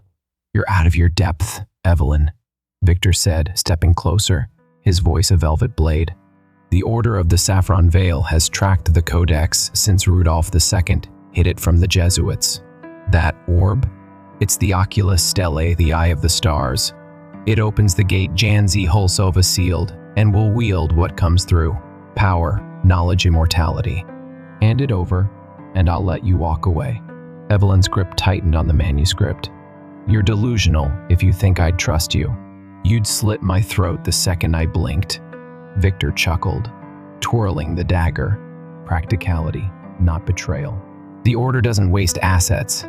Sister Lita's voice cut through, soft but resonant, like a bell tolling in fog. "And yet, the Order's greed blinds it. The Conclave has guarded the balance since Jan bound the Keeper to the Codex. The gate leads to the Astral Veil, a realm of thought and spirit, not conquest. Open it unwisely, and you'll drown the world in chaos." Evelyn's mind raced, piecing together fragments from Jan's journal and the manuscript's shifting glyphs. The third moon wasn't just an alignment, it was a deadline. March 31, 2025 loomed mere weeks away, when the lunar cycle would mirror the night in 1417 when Jan vanished, leaving only cryptic warnings. The orb, the oculus stellae, was the key, but to what? A gate to enlightenment, as Lida claimed, or a weapon, as Victor believed. The wall's carvings offered clues: robed figures kneeling before a fiery arch, stars cascading into a void, and a single word repeated in the script: equilibrium. "I choose neither of you," Evelyn said, stepping back toward the plinth. "I'll figure this out myself." Victor lunged, but Lida raised a hand, and the air shimmered, a barrier of force that sent him staggering. "Foolish child," she murmured, though her gaze softened on Evelyn. "You've courage, but no time." The Keeper stirs. "Listen." A low hum rose from the orb, vibrating through Evelyn's bones. The manuscript flared in her hands, pages flipping to a new passage. "The eye sees all, but the heart must choose. Speak the name, and the gate shall rise." Speak the name? Jan's journal had mentioned a warden of the spiral, a title whispered in Viserad's oldest legends: Cernabog, the Slavic god of darkness and balance, twin to the light god Belobog. A myth, scholars said, but the manuscript's truth defied scholarship. "Cernabog," Evelyn whispered, her voice steady despite the fear clawing her throat. The chamber erupted. The orb blazed, its light searing, and the plinth cracked as a fissure split the floor. From it rose a figure, not the Keeper's smoky form, but something vast, solid, its body a mass of shadow and starlight, eyes like twin voids. Victor swore, retreating, while Lida knelt, murmuring a prayer in a tongue Evelyn didn't recognize. The figure spoke, its voice a chorus of whispers. "I am Cernabog, Warden of the Veil. You have called. What is your will?" Evelyn's breath hitched. "I seek the truth, the prophecy, the gate. What happens if it opens?" Cernabog's gaze pierced her. "The veil holds the dreams of the ancients' knowledge, power, and peril. Open it, and the world remembers what it forgot. But the heart must balance the mind, or the flood consumes all." Victor recovered, his dagger raised. "Enough riddles. Open it, Evelyn, or I'll carve the choice from you." He charged, but Cernabog's tendrils lashed out, pinning him to the wall. "Your greed deafens you," the god intoned. "The seeker decides." Lida rose, urgency sharpening her tone. "Evelyn, the Conclave foresaw this. The third moon aligns the veil with our world. If the gate opens without equilibrium, without a sacrifice of intent, it collapses reality into nightmare. You must choose knowledge or stability." The orb pulsed faster, the fissure widening. Evelyn's thoughts spun Jan's disappearance, the manuscript's warnings, the carving's plea for balance. She wasn't just a scholar anymore, she was a fulcrum. "I want knowledge," she said, "but not at the world's expense. How do I balance it?" Cernabog tilted its head. "Offer a piece of yourself, your fear, your pride, your past. The veil demands equivalence." Victor thrashed against the tendrils. "Don't listen. Take it all, power's worth the risk." But Evelyn ignored him, closing her eyes. Her fear of failure, of insignificance had driven her here. She let it go, imagining it unraveling like thread into the orb's light. The hum steadied, and the fissure slowed its spread. "Good," Cernabog said. "Now speak the gate's purpose." "Revelation," Evelyn said, but tempered by reason. The orb flared, and the chamber's rear wall dissolved into a shimmering arch. The gate. Beyond it lay a void streaked with colors no human eye could name. Voices murmuring secrets of lost civilizations, Atlantis' fall, Sumer's star maps, the Minoans' pact with the sea. Evelyn stepped forward, mesmerized, but Lyda grabbed her arm. "Not yet," she warned. "The veil tests you. Cross without preparation and you're lost." Victor broke free, staggering toward the gate. "Cowards!" he snarled, diving through. The arch rippled, and his scream echoed brief, then silent. The gate dimmed but didn't close. Cernabog's form flickered. He chose imbalance. The gate remains. Your trial continues. Evelyn's knees buckled, the manuscript heavy in her arms. Lyda steadied her. "The conclave can guide you," she said. "We've studied the veil's echoes, Jan's notes, the codex's keepers, but the Order will regroup." Crane wasn't their only agent. Outside, Prague's bells tolled midnight. The third moon was days away, and the gate's pull grew stronger. Evelyn traced the manuscript's glyphs, now a mix of prophecy and map coordinates to a second site, a tower in the Bohemian forest tied to Rudolf II's alchemical obsessions. "We go there," she said. "I need answers before the alignment." Lyda nodded, but her eyes darkened. "Beware, Evelyn. The veil whispers to all who hear it. Some truths unravel the listener." As they ascended from the crypt, the manuscript hummed, and Evelyn felt the weight of Cernabog's gaze linger. The streets of Prague glittered with frost under a waxing moon, but shadows moved figures in saffron robes watching from alleys. The Order hadn't given up, and the gate's promise tugged at her soul. In the forest, amid Rudolph's ruins, the next piece of the mystery waited, dangerous, alluring, and incomplete. The road to the Bohemian forest wound through mist-shrouded hills, the headlights of Evelyn Hart's rented Skoda slicing through the pre-dawn gloom. The manuscript lay open on the passenger seat, its pages faintly luminescent, as if the ink itself were alive with the secrets of the veil. Sister Lyda sat beside her, silent, her silver hair catching the occasional glint of moonlight that pierced the dense canopy above. The air between them was taut with unspoken questions. Lyda's cryptic warnings about the veil's whispers gnawed at Evelyn, but the pull of the tower in Rudolf, the second's alchemical domain, was stronger. The coordinates etched into the manuscript pointed to Český Krumlov, a medieval town nestled in the forest's heart, where the emperor had once chased immortality through potions and starlight. Evelyn's hands tightened on the wheel as the car rattled over a stone bridge. "You said the conclave studied Jan's notes," she said, breaking the silence. "What didn't you tell me back there?" "About the tower, the alignment, everything." Lyda's violet eyes flicked to her, then to the road. Jan Zholsova wasn't just a scribe. He was a seer, touched by the veil after decoding the Codex's first prophecy. He built the tower, not Rudolf, to anchor the gate's energy, to keep it from spilling into the world. The conclave preserved his work, but the Order of the Saffron Veil corrupted it. They believe the veil's power can be harnessed, not balanced. "And you don't?" Evelyn asked, her voice edged with skepticism. Lyda's lips pressed into a thin line. "I've heard the whispers, Evelyn. They promise everything wisdom, eternity, but they twist you. Jan sealed the gate with his life. If you open it fully, even with balance, there's no closing it again." The words hung heavy as the forest thickened, pines clawing at the sky. Český Krumlov emerged like a vision from a fairy tale, red-tiled roofs, a castle perched on a cliff, and the Vltava River curling through it like a serpent. But Evelyn's focus was on the outskirts, where the manuscript's map led to a crumbling tower half swallowed by vines and shadow.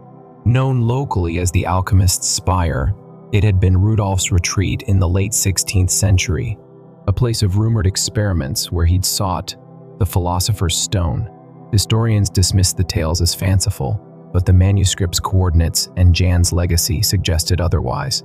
They parked beneath the tower's looming silhouette, its stones blackened by time and weather. The air buzzed faintly, a hum Evelyn recognized from Vicerod. She grabbed the manuscript and her torch, stepping out into the chill. Lyda followed, pulling a small leather pouch from her coat. Amulets, Evelyn guessed, or relics of the conclave's rites.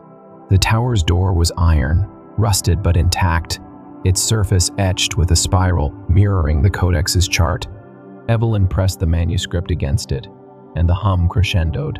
The door groaned open, revealing a spiral stairwell descending into darkness. Jan's handiwork, Lyda murmured, her tone reverent. He wove the codex's power into this place. The stairs twisted downward, the air growing colder, sharper, until they emerged into a circular chamber. The walls were a mosaic of alchemical symbols, suns, moons, serpents devouring their tails, interspersed with Slavic runes. Evelyn recognized from Vicerod Cernabog's name, repeated like a ward. At the center stood a pedestal, empty, save for a shallow indentation shaped like the oculus stellae. Above it, the ceiling arched into a dome, its surface a star map glowing faintly with the same greenish light she'd seen in the Beneke. "The orb belongs here," Evelyn said, her breath fogging in the frigid air. "It's a lock or a trigger." Lyda nodded. "The tower amplifies the veil's resonance. Place the oculus, align it with the third moon, and the gate stabilizes or shatters." Before Evelyn could respond, a shadow flickered at the chamber's edge. She swung her torch, illuminating a figure in a saffron robe, tall, gaunt, his face obscured by a hood. More emerged, 6 in total, their movements silent and deliberate. One stepped forward, lowering his hood to reveal a scarred face and eyes like chipped ice. "Dr. Hart," he said, his voice a low rasp. "I'm Brother Elias, second of the Saffron Veil." Victor was impulsive, but expendable. "The Order thanks you for opening the path." Evelyn's stomach dropped. "You're too late. The orb's still in Prague." Elias smiled, thin and cold. "Is it?" He raised a hand, and another figure tossed a burlap sack to the floor. It thudded heavily, and Evelyn's heart sank as the sack shifted, revealing the crystal orb's faint glow. Crane's men retrieved it before their misfortune. "Now, step aside." Lyda moved, faster than Evelyn expected, scattering powder from her pouch in a wide arc. The air shimmered, and the robed figure staggered, coughing. "Run!" Lyda hissed, shoving Evelyn toward a narrow passage branching from the chamber. They bolted, the manuscript thumping against Evelyn's chest as shouts echoed behind them. The passage twisted upward, emerging into a balcony overlooking the forest.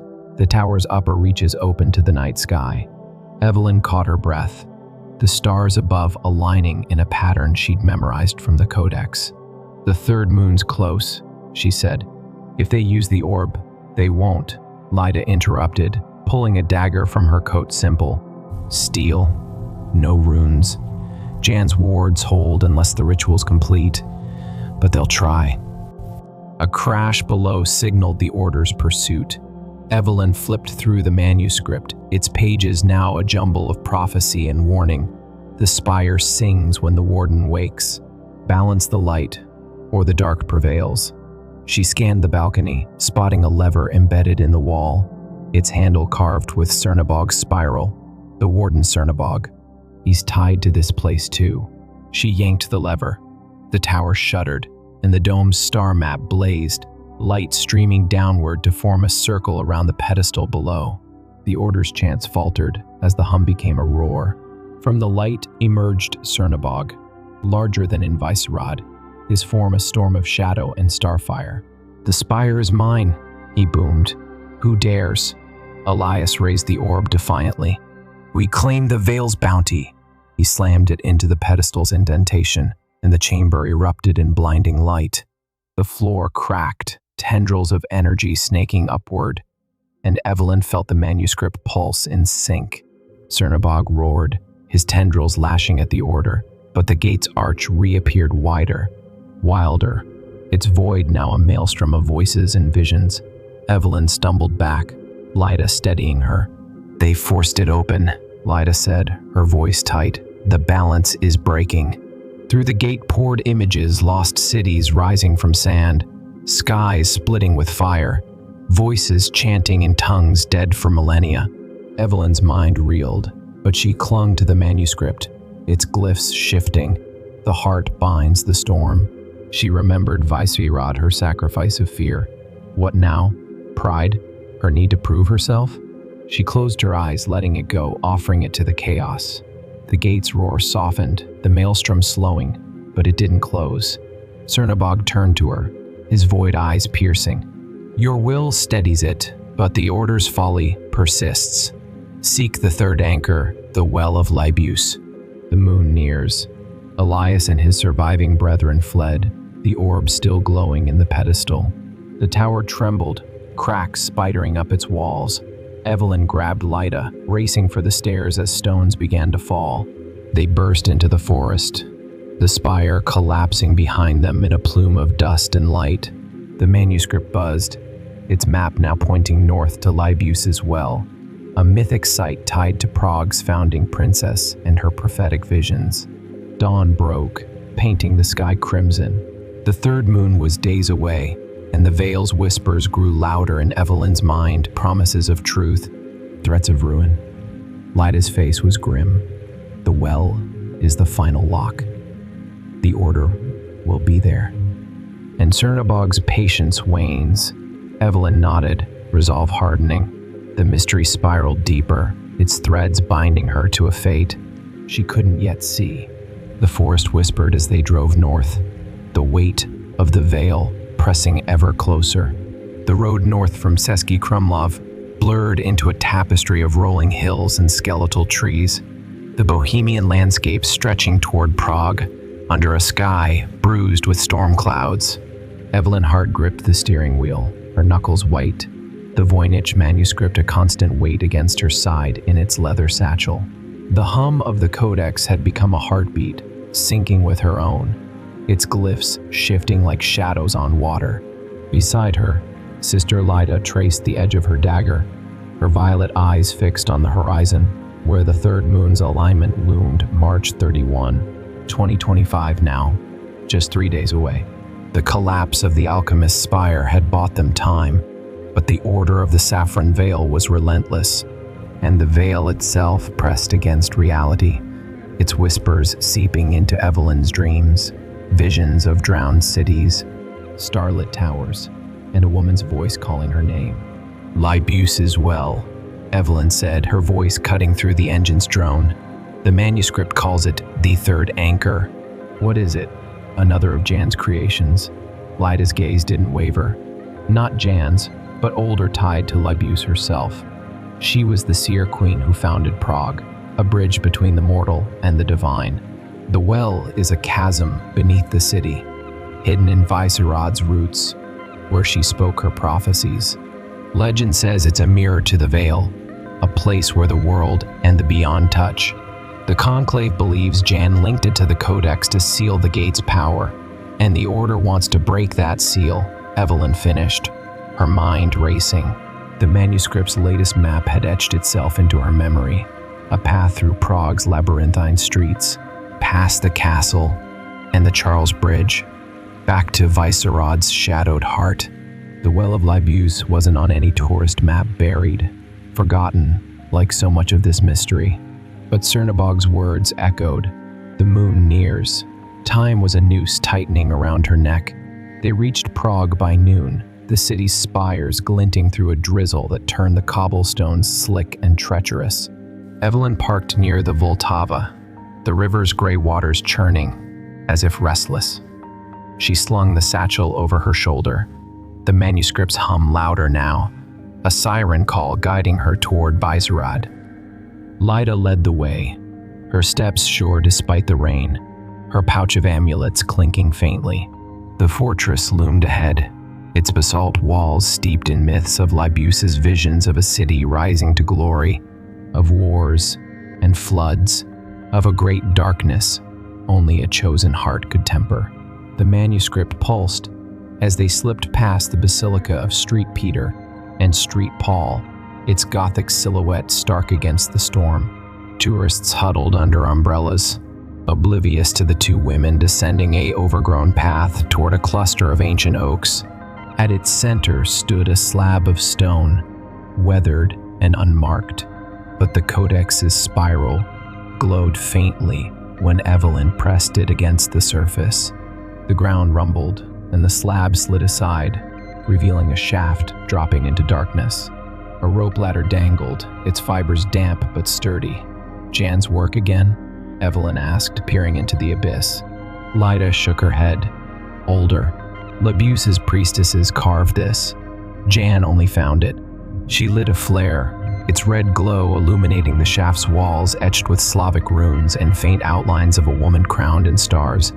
They descended, the air growing thick with the scent of wet stone and something sweeter, like incense burned centuries ago. The shaft opened into a cavern, its ceiling a dome of roots and rock, its floor dominated by a circular pool Labuse's well. The water shimmered, unnaturally still, reflecting a starfield that shouldn't exist beneath the earth. At its edge stood a stone altar, its surface carved with the same spiral as the codex. The hum in Evelyn's chest swelled, and the manuscript's pages flipped open on their own, revealing a new prophecy. The well drinks the light, the heart seals the night. 3 moons, 3 anchors, 1 choice. Lyda's flare sputtered as shadows moved at the cavern's edges. Saffron-robed figures emerged, Brother Elias at their head, his scarred face taut with triumph. Behind him, a dozen others fanned out, their hands clutching daggers and orbs that pulsed with stolen light. "Predictable, Dr. Hart," Elias said, his voice echoing off the walls. "The spire was a distraction. The well is the true gate."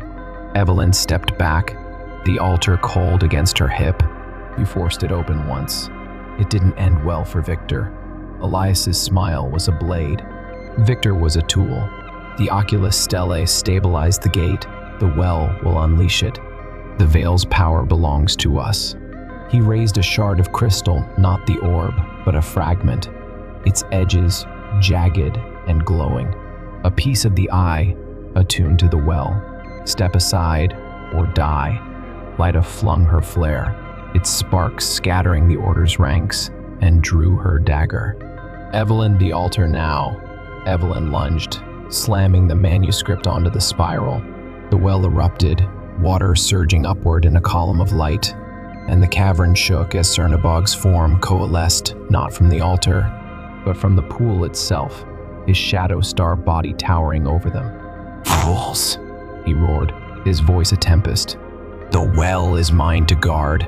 Tendrils lashed out, shattering the order's orbs, but Elias ducked, thrusting the crystal shard into the altar's edge. The light column flared, and the gate's arch tore open above the well wider than before, its void a screaming vortex of color and sound. Visions flooded the cavern, libraries of ash, skies raining glass, a woman's voice Labuse's, crying, "Balance or break." Evelyn's knees buckled, the manuscript burning in her hands. Lyda fought beside her, her dagger clashing with Elias's blade, but the order pressed closer, their chants rising. The prophecy's words seared into her mind. The heart seals the night.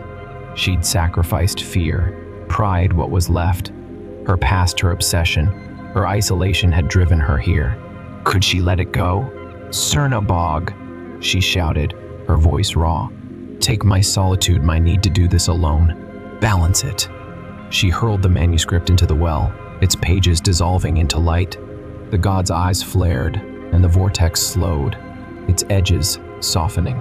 Elias screamed, lunging for the altar, but Lyda tackled him, their struggle a blur as the well's light dimmed.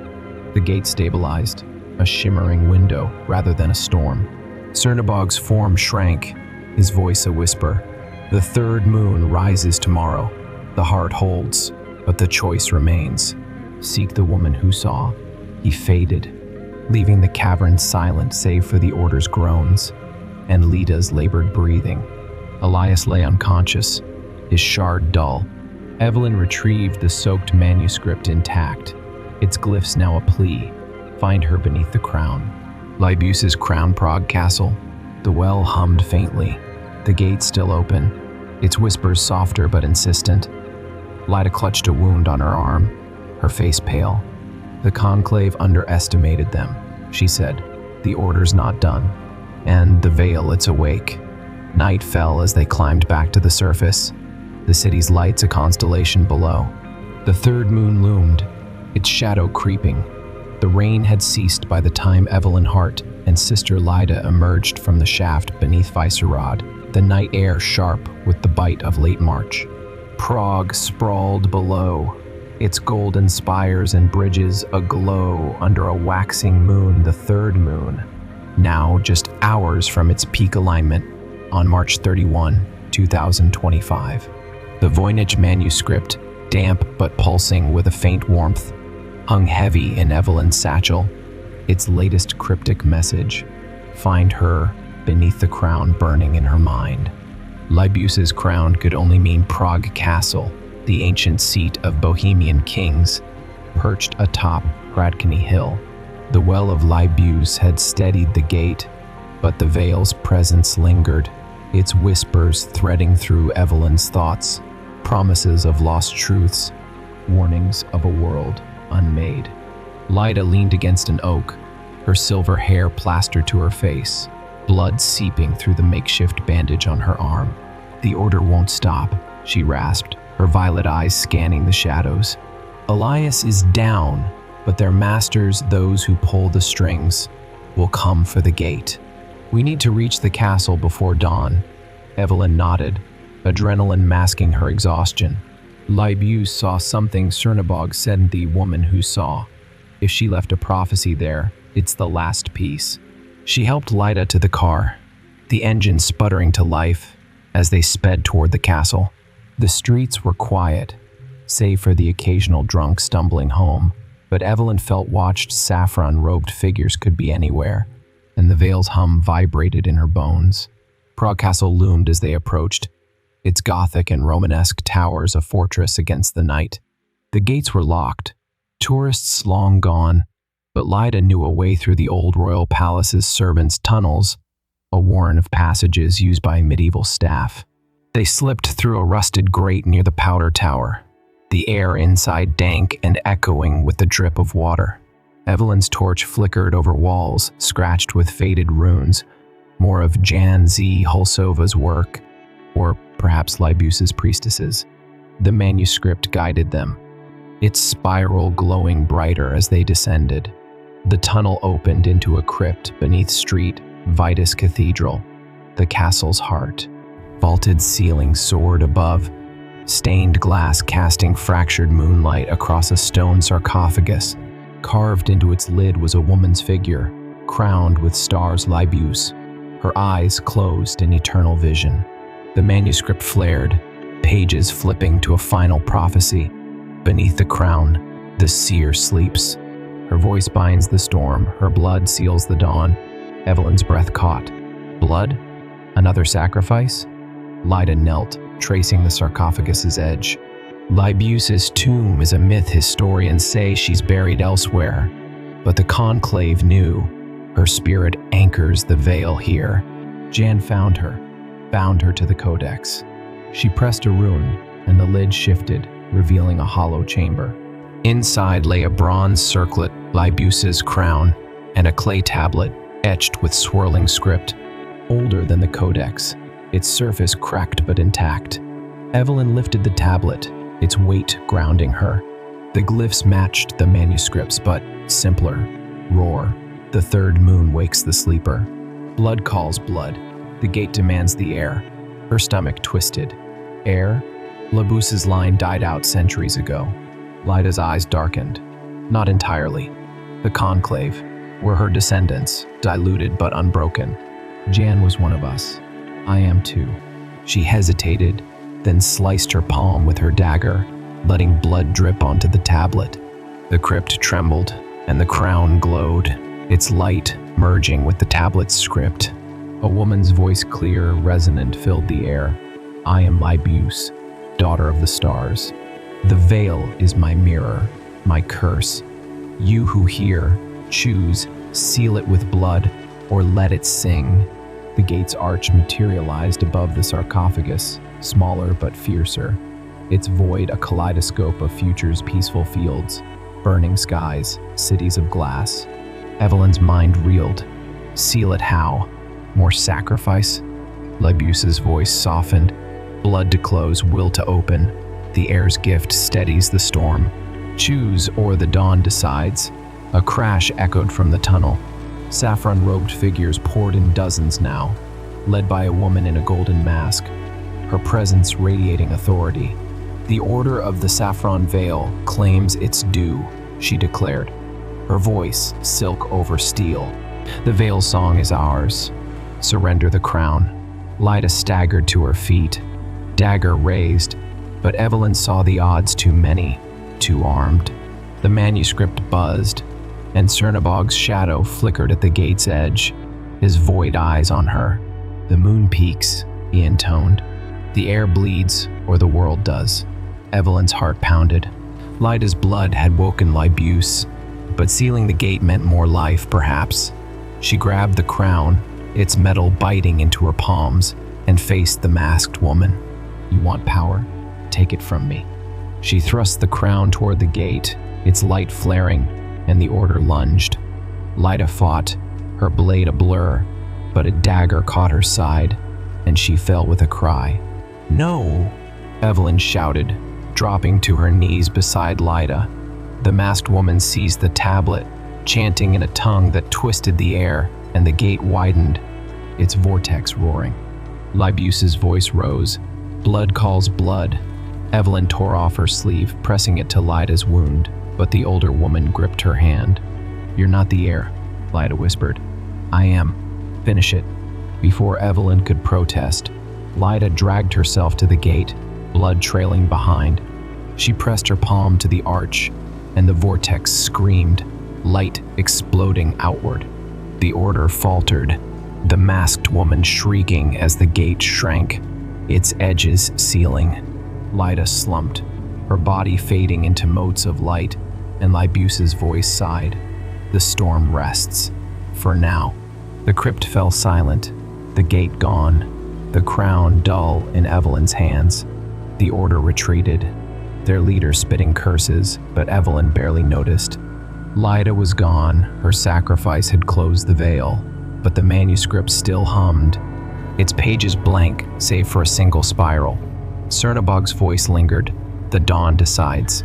Sunrise bled through the cathedral's windows, painting the crypt gold. The third moon had passed, but Evelyn felt no victory, only questions. The veil was sealed, yet its whispers clung to her, faint but persistent. The Order lived, and the crown's weight hinted at more anchors, more gates. She rose, clutching the manuscript, and stepped into the morning, the city waking unaware of the night's battle. In her hotel room later, she opened the codex. A new glyph shimmered. The sleeper dreams. The fourth waits. Her breath caught. The mystery wasn't over. Libuse's blood had paused it, but the veil endured, and somewhere, another anchor called. The morning light filtered through the grimy window of Evelyn Hart's hotel room in Prague, casting long shadows across the worn wooden floor. The Voynich manuscript lay open on the table, its single spiral glyph glowing faintly, a quiet promise, or perhaps a warning. The crown of Libuse rested beside it, its bronze dulled but heavy with the weight of the night sacrifice. Sister Lyda's absence ached like a bruise on Evelyn's soul, her final act, sealing the veil with her blood echoing in the stillness. Yet the Codex's new message, the sleeper dreams, the fourth waits, stirred a restless fire in her chest. The mystery wasn't buried with Lyda, it stretched onward, threading through history and myth, pulling Evelyn deeper into its labyrinth. She traced the spiral with a trembling finger, her mind replaying Cernabog's parting words. The dawn decides. Dawn had come, the third moon had passed, and the gate beneath Prague Castle had closed but not vanished. The veil lingered, its whispers softer now, threading through her dreams with images of a shadowed valley, a crumbling arch, and a voice not Lebos's, but deeper, masculine, resonant with age. The Order of the Saffron Veil had retreated, licking their wounds, but their masked leader's fury promised retaliation. Evelyn knew they'd hunt the fourth anchor, wherever it lay, and she couldn't let them reach it first. A knock jolted her from her thoughts. She tensed, hand hovering over the crown, but the voice through the door was familiar Tom. The Bienecke's night guard, his gruff New England accent unmistakable. "Doc, it's me. Open up." She unlatched the door, and Tom stepped in, his grizzled face etched with worry. He carried a battered duffel bag, his flashlight still clipped to his belt. "Heard you were in Prague," he said, dropping the bag. "Figured you'd need backup after that mess at Yale. Found something in the library's basement, thought it might help." Evelyn frowned as he pulled out a leather-bound journal, its pages yellowed and cramped with handwriting. "Janzi Holsova's," Tom explained. "Not the fragment you had, another one, hidden in a false shelf. Took me weeks to track you down." Her pulse quickened as she opened it. Jan's script was frantic, ink smudged with haste. "The fourth anchor lies where the eagle nests, beyond the river of tears. The sleeper is Vaclav, saint and king, his voice the final chord. Beware the order's shadow, they seek the crown's twin. Vaclav Saint Wenceslaus, patron of Bohemia, buried in street Vitus Cathedral, above the crypt where Lyda had fallen. The river of tears could be the Vltava, and the eagle's nest a poetic nod to the castle itself." The fourth anchor was closer than she'd thought. "We're going back," she said, gathering the manuscript and crown. "Now." Tom raised an eyebrow but followed, his presence a grounding force as they navigated Prague's waking streets. The castle loomed under a sky streaked with clouds, its gates open to early visitors. Evelyn slipped past tourists, Tom trailing her to the cathedral's side entrance. The crypt's echoes still haunted her, but Jan's journal urged her upward to Wenceslaus's tomb in the chapel above. The chapel was a jewel box of gold and stained glass. Wenceslaus's sarcophagus, a marble monument adorned with an eagle, wings spread. The manuscript hummed as Evelyn approached, its spiral aligning with a faint carving on the tomb's base, a twin to Liebus's crown, etched in stone. She pressed the bronze circlet against it, and the air shivered. The sarcophagus groaned, sliding open to reveal a hidden compartment, a silver chalice, its rim encrusted with garnets, and a parchment scroll sealed with wax. Tom whistled low. "Holy Grail vibes, Doc." Evelyn broke the seal, unrolling the scroll. It was Wenceslaus's hand or a scribe's dated 929 ad. "I, Vaclav, saw the veil in my dreams. Lebus bound it, but I sing its close. The chalice holds the light, the crown the will. Together, they silence the storm." The chalice glowed faintly, its interior swirling with a liquid light, not water, but something alive, pulsing in time with the manuscript. Footsteps echoed too many, too deliberate. The order burst in, the masked woman at their head, her golden visage gleaming. "The saint's relic," she snarled. "You've saved us the trouble, Dr. Hart." Her followers fanned out, daggers drawn, but Evelyn felt a surge of clarity. This wasn't about fighting, it was about finishing what Liebus and Wenceslaus began. She lifted the chalice, its light flaring, and pressed the crown to her chest. "Vaclav," she called, echoing Lebus's ritual. "Sing the close." The chapel trembled, and a figure emerged, not Cernabog's shadow, but a man in a king's mantle, his face serene, eyes alight with starfire. Wenceslaus's voice rolled like thunder. "The storm ends with harmony." The gate flickered open one last time, a gentle shimmer above the tomb. The order charged, but Wenceslaus raised a hand, and their weapons fell, clattering harmlessly. The chalice's light poured into the gate, merging with the crown's glow, and the veil's whispers softened into a melody peaceful. whole. The masked woman screamed, but her mask cracked, revealing a face twisted with fear, not power. The order fled, their purpose unraveling. Wenceslas turned to Evelyn. "You've borne the weight, Seeker. The veil sleeps, its gifts safe." He faded, the gate closing with a sigh, leaving the chapel still.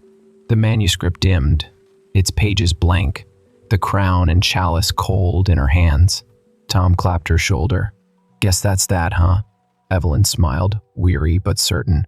For now.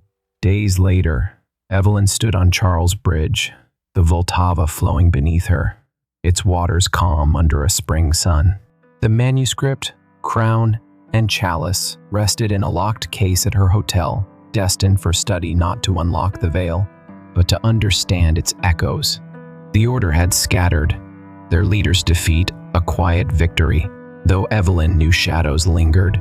Tom had returned to Yale, promising to guard Jan's journals, a steadfast ally born from chaos. She leaned against the railing, the city alive around her vendors hawking trinkets, lovers laughing, a busker's violin weaving through the air. Light as sacrifice, Labuse's vision, Wenceslas's song, they'd woven a tapestry of balance, not destruction. The veil hadn't vanished. It slept, its mysteries preserved for those wise enough to listen, not conquer.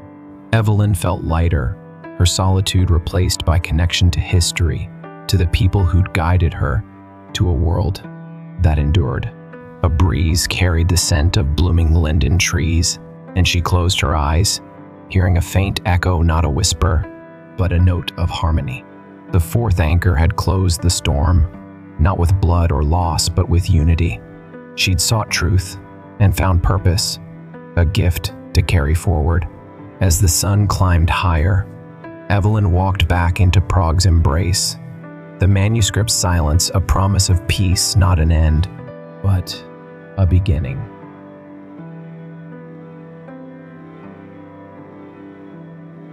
Story 3. The Nan Madol Ruins.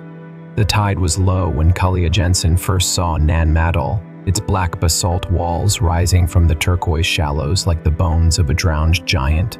She stood at the bow of the weathered fishing boat, her dark hair whipping in the salty breeze, her hazel eyes tracing the ancient city's jagged silhouette against the horizon. The ruins stretched across the reef off Pohnpei, a Micronesian island cloaked in jungle and secrets. Their massive stones stacked without mortar, an architectural marvel that defied explanation. Kalia, a marine archaeologist with a penchant for the impossible, had spent years chasing whispers of lost civilizations. But this place felt different.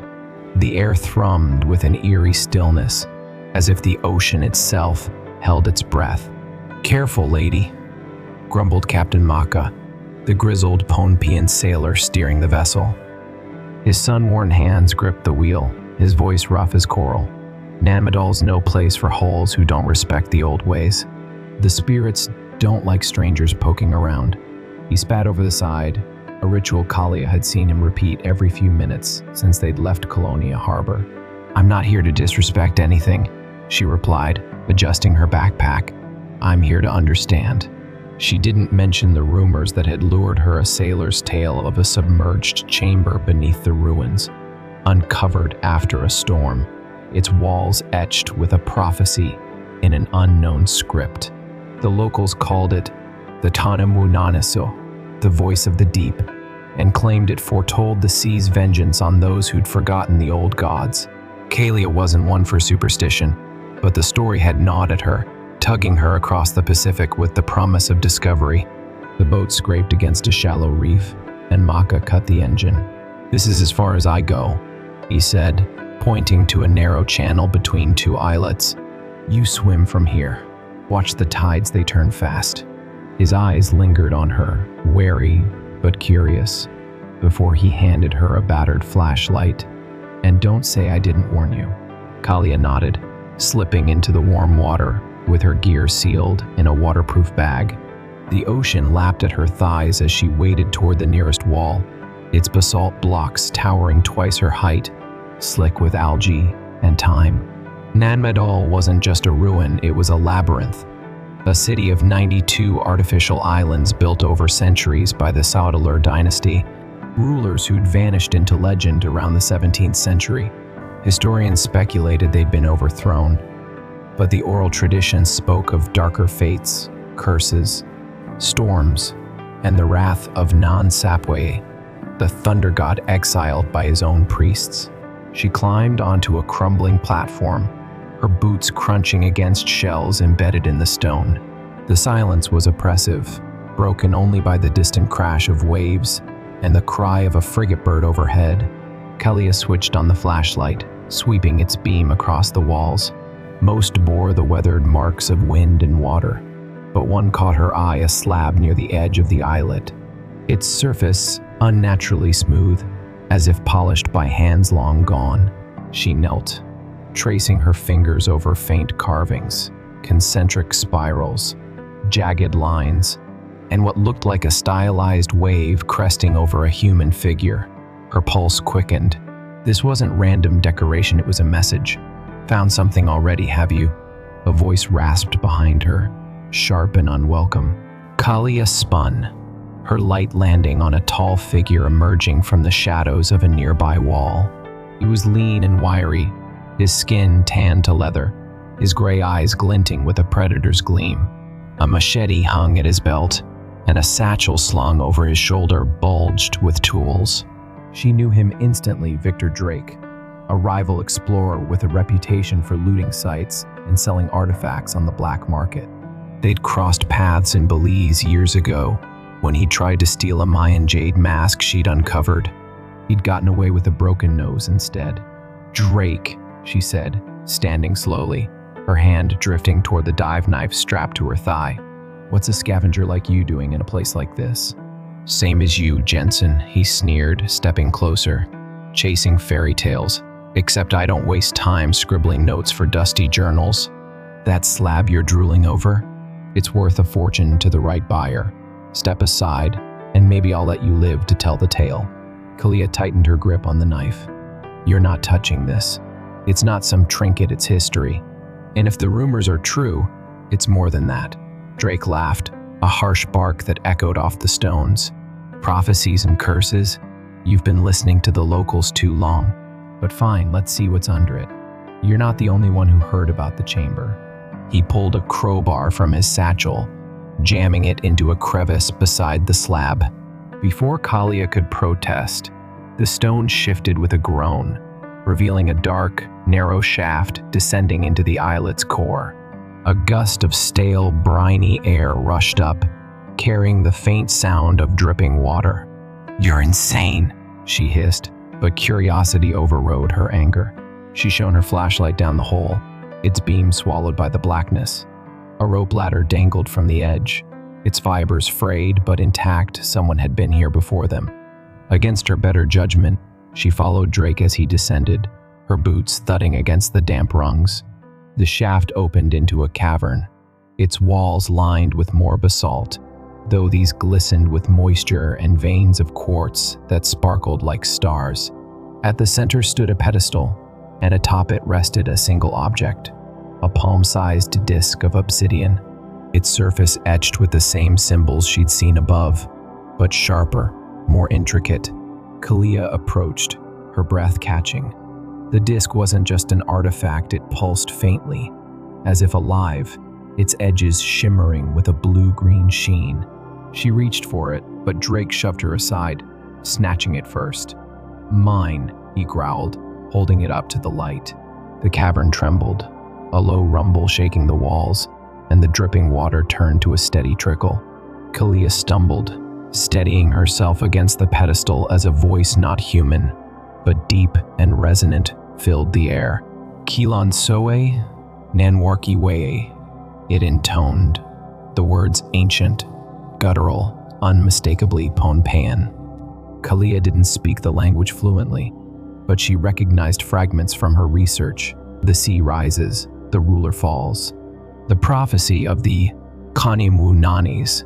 Before she could process it, the trickle became a roar, and water surged into the chamber, cold and relentless, climbing her calves in seconds.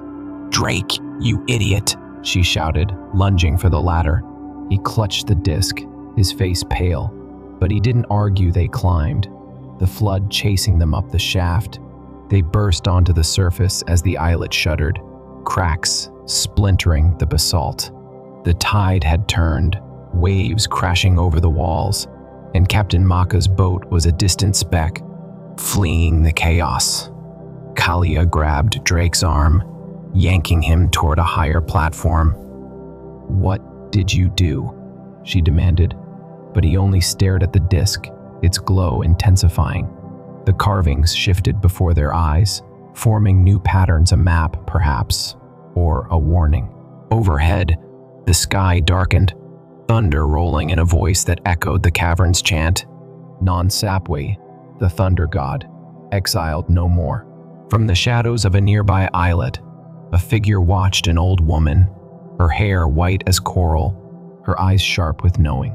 She wore a woven tunic, a relic of tradition, and her lips moved in a silent prayer. Kalia spotted her, a chill racing down her spine. "Who's that?" she whispered, but Drake didn't answer, transfixed by the disc. The woman raised a hand, and the wind carried her words. The voice speaks. The sea listens. You cannot silence what has begun.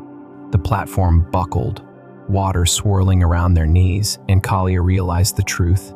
Nanmadol wasn't just a ruin, it was a sentinel, a guardian of a power older than the Sadalur, older than the island itself.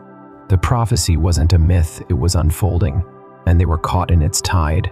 Drake clutched the disc tighter, a manic grin spreading across his face, while the woman vanished into the spray. The storm surged, the ruins groaned, and Kalia knew this was only the beginning. The water rose fast, a hungry beast swallowing the lower islets of Nanmadol one by one.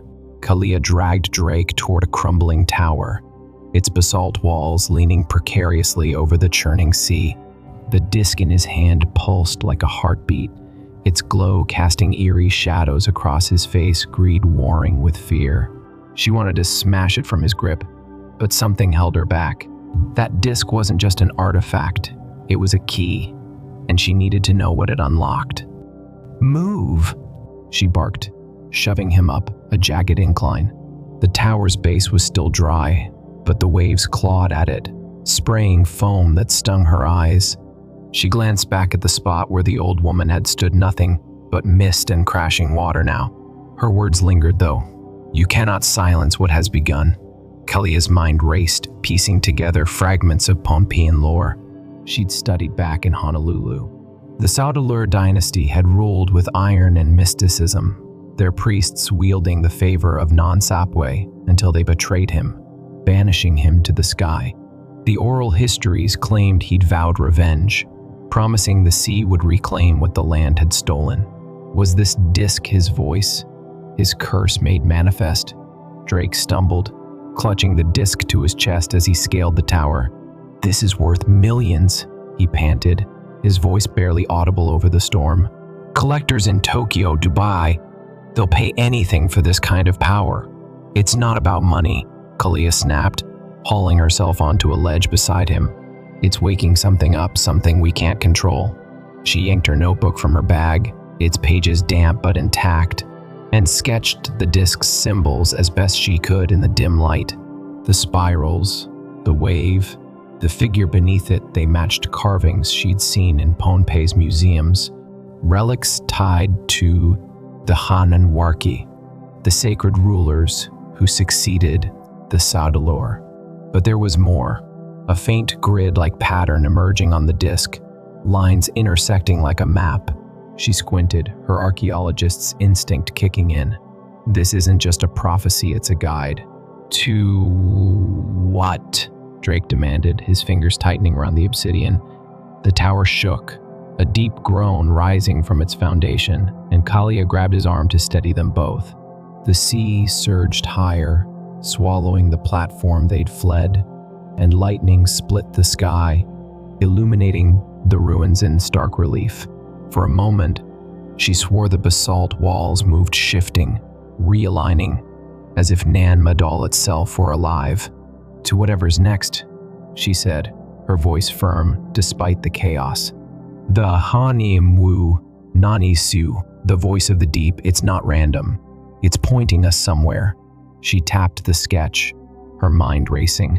The grid resembled the layout of Nan Madol's islets, but one section stood out, a cluster near the eastern edge, unmarked on modern maps. A lost islet, perhaps, submerged or forgotten. If the prophecy Tida non sapwe, to the sea's rise, that could be its heart. Drake snorted, but his eyes betrayed a flicker of doubt. "You're chasing ghosts, Jensen. This storm's just bad luck." Yet the disk's glow intensified, its heat seeping through his glove, and he flinched, nearly dropping it.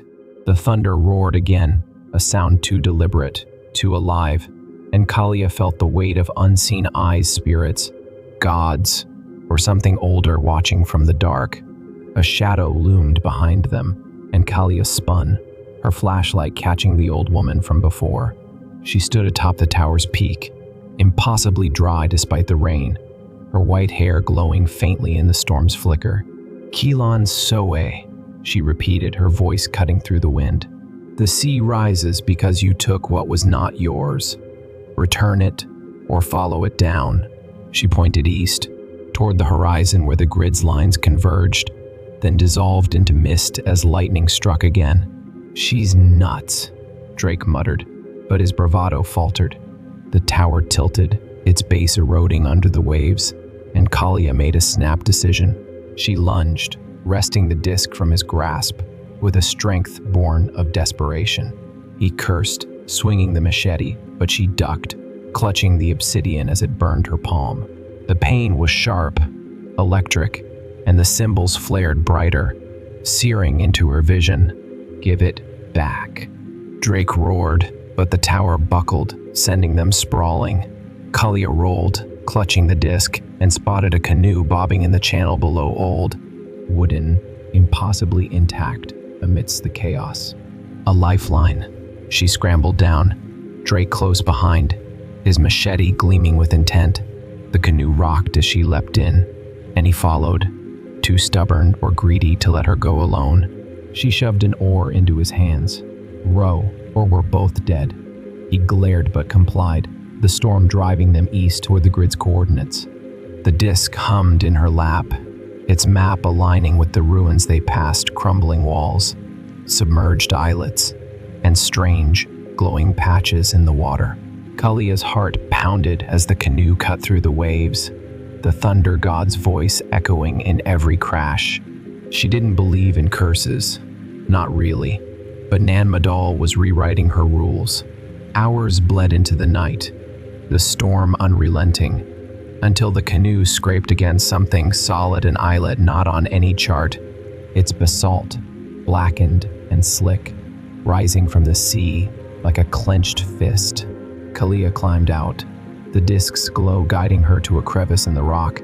She wedged it open, revealing a tunnel sloping downward, its walls carved with scenes of non-Sapwe, a towering figure hurling lightning, priests kneeling, the ocean swallowing cities. Drake hovered behind her, his breath ragged, torn between fear and avarice. The tunnel led to a chamber, vast and domed, its ceiling studded with shells that gleamed like a starry sky. At its center stood an altar, and atop it, a larger disc twin to the one she held, but cracked, its edges weeping seawater. The air thrummed with power, and Kalia felt it in her bones. This was the prophecy's source, the Kanimwinanisa, unbound.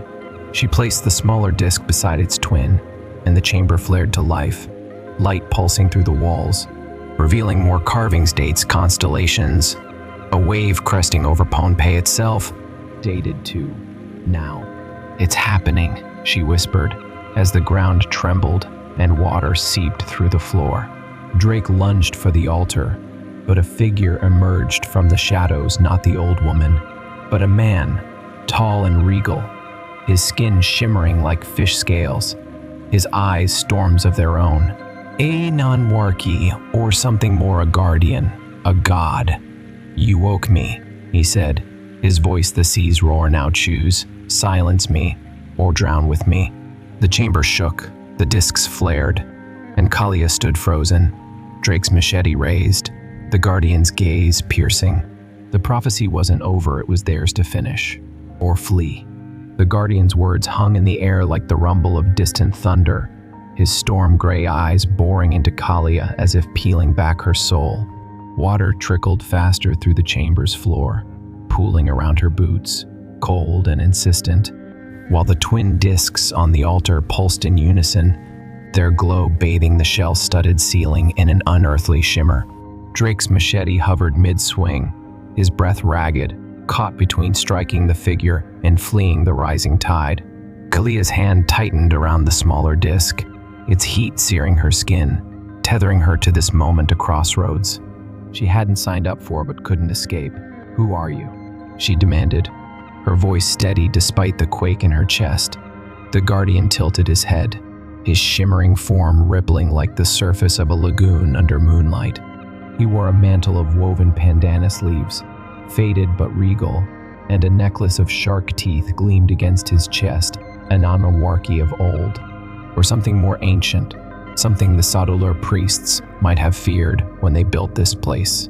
I am Limu Sapwe, he said, his voice rolling like waves over a reef. Keeper of the voice, bound by the betrayal of those who cast my father into the sky.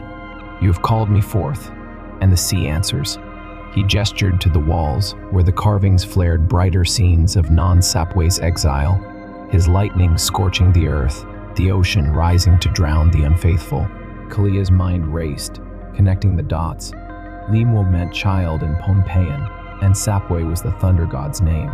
A son, perhaps, left behind as a sentinel when the priests turned on their deity centuries ago.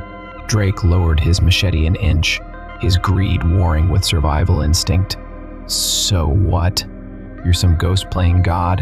I'm not here to bow, I'm here to cash out. He lunged for the larger disc, but Limu Sapwe'a raised a hand, and a gust of briny wind slammed Drake against the wall, pinning him there. The machete clattered to the stone, and he snarled, clawing at the invisible force. Fool, the guardian said, his tone sharp as coral. The Kainium Unanis is no trinket. It sings the end of what was, and the birth of what will be. You cannot wield it, only answer it.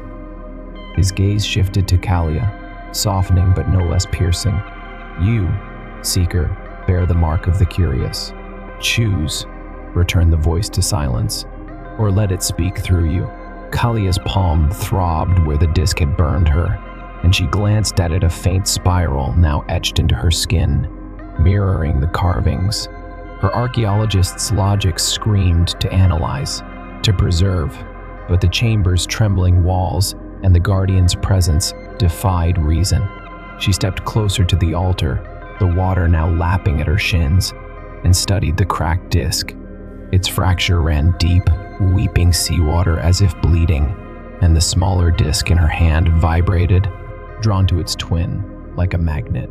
She hesitated, then pressed them together, edges aligning with a click that echoed through the chamber. The light exploded, blinding her, and the carvings leapt to life, moving, shifting, telling a story in flickers of shadow and glow. She saw Pohnpei in its prime basalt cities gleaming under a golden sun, the Sadular rulers commanding the tides with rituals of blood and song. Then came the betrayal, priests chaining non-Sapwe's power, exiling him to the heavens, their arrogance dooming their dynasty as the sea swallowed their works. The vision raced forward, storms tearing at modern Colonia, waves crashing over the reefs, the island sinking beneath a prophecy fulfilled. Dates flashed in the carvings, aligning with today, tomorrow, a week from now. The Kanamu Nanis wasn't just foretelling, it was counting down. Stop it, Drake shouted, breaking free as the wind slackened. He staggered toward her, eyes wild. You're killing us all. He snatched the smaller disc from her grasp, severing the connection, and the light dimmed, the visions fading. The chamber stilled, but the water didn't rising to their knees now. Relentless, Liam Wusapweye watched, unmoving, his expression unreadable. "You can't stop it," Kalia said, her voice hoarse. "You just delayed it. We need to understand this, figure out what it wants." She turned to the Guardian. "What happens if we silence it? Or if we let it speak?" Liam Wusapweye stepped forward, his form brushing the water without a ripple. Silence buries the voice again, and the sea rests for a time. To let it speak is to face my father's wrath, to remake what was lost.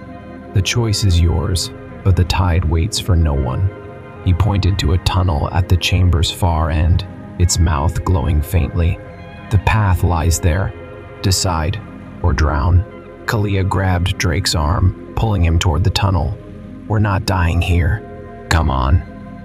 He resisted, clutching the disc, but the water surged to their waists, and survival trumped his greed. They waded through, the tunnel sloping upward, its walls slick with moss and etched with more symbols: fish, stars, a crescent moon cradling a wave. The air grew warmer, the sound of the storm muffled, and they emerged onto a plateau atop the islet, the sea raging below. The sky was a bruise of purple and black, lightning dancing across the horizon, but the plateau held steady, a lone basalt spire rising at its center, like a spear thrust into the earth. Kalia caught her breath, scanning the spire. Its base bore a hollow, a slot shaped like the disc, and she realized the truth. This was the next step, the prophecy's fulcrum. She turned to Drake, who stood hunched, the disc glowing faintly in his hand. "Give it to me," she said. "We have to finish this, whatever it is." "No chance," he snarled, backing toward the spire. "You want to play hero? Fine, I'm selling this to someone who'll use it." He jammed the disc into the slot, and the spire hummed, a deep, resonant tone that shook the ground. The storm intensified, waves crashing higher, and a crack split the plateau, revealing a hidden stairwell descending into darkness. Drake grinned, triumphant, until the old woman appeared again, materializing at the stairwell's edge, her white hair whipping in the wind. "You've chosen," she said, her voice cutting through the chaos. The voice speaks louder now. "Beware what listens." She stepped aside, revealing a figure climbing the stairs, not Liam Wusapweye, but something else, taller, broader, its form crackling with static and fury. Lightning arched from its hands, and its roar drowned the thunder. Non-Sapweye himself, unbound, his exile ended by the disc's placement. Kalia stumbled back, Drake frozen beside her, as the thunder god towered over the plateau, his gaze sweeping the ruins. The sea surged, swallowing more islets, and the spire glowed brighter, its hum a siren call. The old woman vanished, her warning echoing, and Non-Sapweye turned to them, his voice a tempest. "You woke me. Now serve me or perish." The plateau trembled, the stairwell beckoned, and Kalia knew they'd crossed a line no artifact could undo. The prophecy was alive, and Nanmadol was its stage, whether they'd silence it or ride. Its storm was still unwritten. The thunder god's voice crashed over the plateau like a breaker smashing a reef, each word a jolt that rattled Kalia's teeth. Non-Sapweye loomed colossal, his form a tempest made flesh skin like storm clouds swirling with flecks of lightning, eyes blazing white hot, his presence bending the air itself. The basalt spire glowed fiercely behind him, the disc Drake had slotted into it pulsing in time with the god's crackling aura, and the sea below roared in answer, waves clawing at the islet's edges as if eager to drag it under. Kalia's boots slipped on the wet stone, her heart hammering, while Drake stood rooted, his bravado shredded by the deity's gaze. "Serve or perish," Drake croaked, his voice a thin rasp against the wind. He clutched the machete he'd retrieved, its blade trembling in his grip. "What the hell does that mean?" He shot Kalia a glare, as if she dragged him into this nightmare, but she barely registered. Yet her mind was spinning, piecing together the chaos. The Hanimu Nanisu, the voice of the deep, wasn't just a prophecy. It was a summons, a key to unleash Non-Sapwaif from his celestial prison. And they'd turned it, willingly or not. Kalia steadied herself, the spiral burn on her palm throbbing as if linked to the god's power. "It means we're in over our heads," she said, her eyes locked on Non-Sapwe. "But I'm not bowing to anyone or anything until I know what's at stake." She stepped forward, ignoring Drake's hissed protest, and faced the Thunder God. "You're free now. Why threaten us? What do you want?" Non-Sapwe's laughter boomed, a sound that shook the plateau and sent cracked spiderwebbing through the stone want. "I am the storm scorned, the tide denied. My priests bound me, my people forgot me, and the sea wept for my exile. Now I reclaim what is mine." He swept an arm toward the horizon, where Nanmadol's ruins glimmered faintly through the tempest, and beyond to Pohnpei's jungle-clad hills. Lightning stabbed the sea, illuminating submerged shapes, walls, towers, entire islets long lost to the depths, rising now as the water churned. "This land was my altar. It will be again." Kalia's breath caught. The oral histories flashed through her mind. The Saudilur dynasty's fall, blamed on tyranny but whispered to be divine retribution. Archaeologists had found evidence of sudden abandonment tools left mid-use, homes swallowed by mudslides, and carbon dating pegged it to a massive storm surge around 1620 AD. If Non-Sapwe spoke true, that wasn't nature's wrath, it was his. And now, with the discs reunited, he meant to finish what he'd started. Drake edged toward the stairwell, his greed resurfacing. "Let him have it, Jensen. We grab what's down there and get out, sell the story, the artifacts, whatever. We don't need to die for this." But before he could move, Non-Sapwe's hand snapped out, lightning arsing from his fingers to strike the spire. The disc flared, and a pulse of energy knocked them both flat, the air sizzling with ozone. The stairwell's mouth widened, stone grinding against stone, revealing steps that spiraled deeper into the islet's core, damp, glistening, and lined with carvings of sharks and seabirds, symbols of the god's dominion. "You woke me," Non-Sapwe intoned, his voice softer now, a deceptive calm. "You will bear my will, or the sea will take you as it took them." He pointed to the stairwell. "The womb well awaits the heart of the storm. Bring it to me and live. Defy me and join the drowned." Kalia scrambled up, her soaked clothes clinging to her skin, and glanced at Drake. His face was pale, but his jaw said he wasn't running, not yet. "Dilumwell," she muttered, racking her brain. The term wasn't in her notes, but Tlumama meant heart in Pohnpeian, and Fuel could imply something hidden or sacred. A relic, maybe, tied to Non-Sapwe's power, buried when the Saudilur sealed him away. She didn't trust the god's promise of survival, but the stairwell was their only shot out of this maelstrom. "Fine," she said, meeting Non-Sapwe's gaze. "We'll find it. But if you're lying, I'll make sure you regret it." A bold bluff, she had no leverage, but the god's eyes narrowed, a flicker of amusement or respect crossing his stormy features. He said nothing, only stepped aside, his form dissolving into a swirl of mist and sparks, leaving the plateau eerily still save for the howling wind. Drake grabbed her arm, his grip bruising. "You're insane, Jensen. You think we can bargain with that thing?" He jerked his head toward the stairwell. "What's down there? More traps? More gods? Answers?" She shot back, shaking him off. "And maybe a way to stop this before Pohnpei's underwater. You want to run? Go. I'm not leaving without knowing." She started down the steps, her flashlight flickering as the damp air thickened. Drake cursed but followed, his footsteps heavy, the machete clutched like a talisman. The stairwell twisted deeper, its walls closing in, the carvings growing more intricate, scenes of Non-Sapwe battling a serpent of waves, his priests wielding a glowing orb, The Lumwell, she guessed. The air grew heavy with salt and something metallic, and the sound of dripping water echoed ahead. After what felt like hours, the steps leveled into a cavern, smaller than the last but no less awe-inspiring. Its floor was a mosaic of coral and obsidian, depicting a map of Nan Madol as it once was hundreds of islets, a thriving city.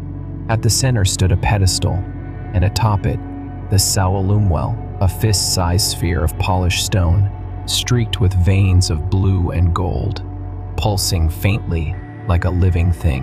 Kalia approached, her breath shallow. "This is it," she whispered, reaching for it. The sphere hummed, warm to the touch, and the mosaic flared, revealing more ships fleeing a rising tide, a date etched in Pohnpeian numerals, roughly 1620, the Saudelur's end, and another, blurred but modern, maybe days away. Her gut twisted. This wasn't just history, it was a timer. Drake shoved past her, snatching the Lumwell. "Mine," he growled, but the cavern shook, and a crack split the mosaic, water gushing through. The sphere's glow intensified, and a voice not non-Sapway's, but older, feminine, whispered from the walls. "The heart binds the storm. Break it and the tide turns." "Who's that?"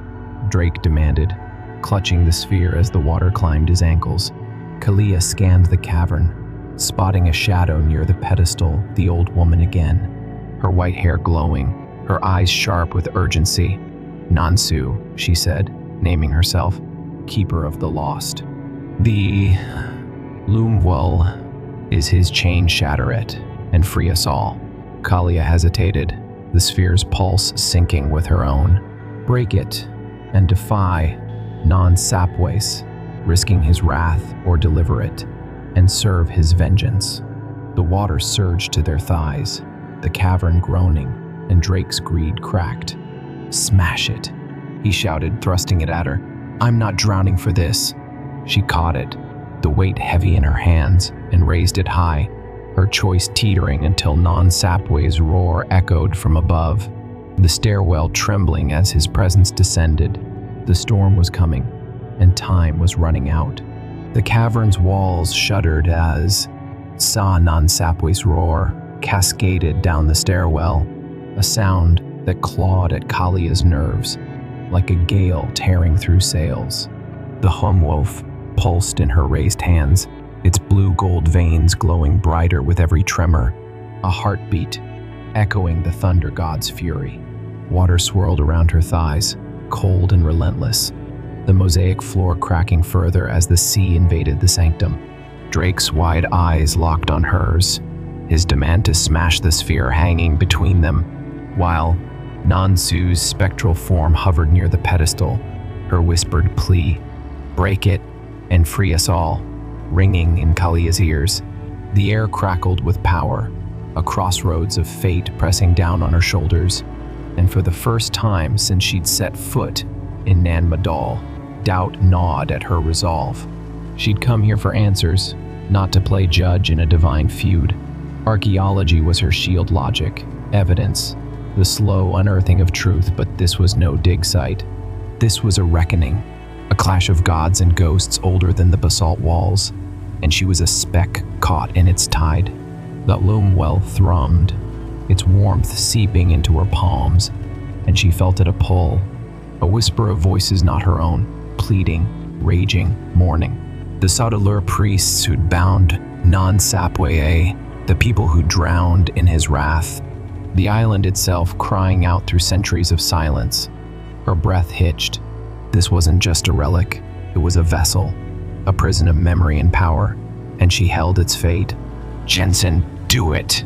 Drake shouted, his voice cracking as the water climbed to his hips. He splashed toward her, desperation etching lines into his weathered face. "That thing upstairs will kill us, smash it, or we're done." His hand shot out, grabbing for the sphere, but Kalia jerked it back, her boots slipping on the slick mosaic. The cavern groaned, a slab of coral crashing from the ceiling, and she stumbled, clutching the Lumwell tighter. Drake's fear was raw, infectious, but she saw something else in his eyes, greed flickering beneath the panic.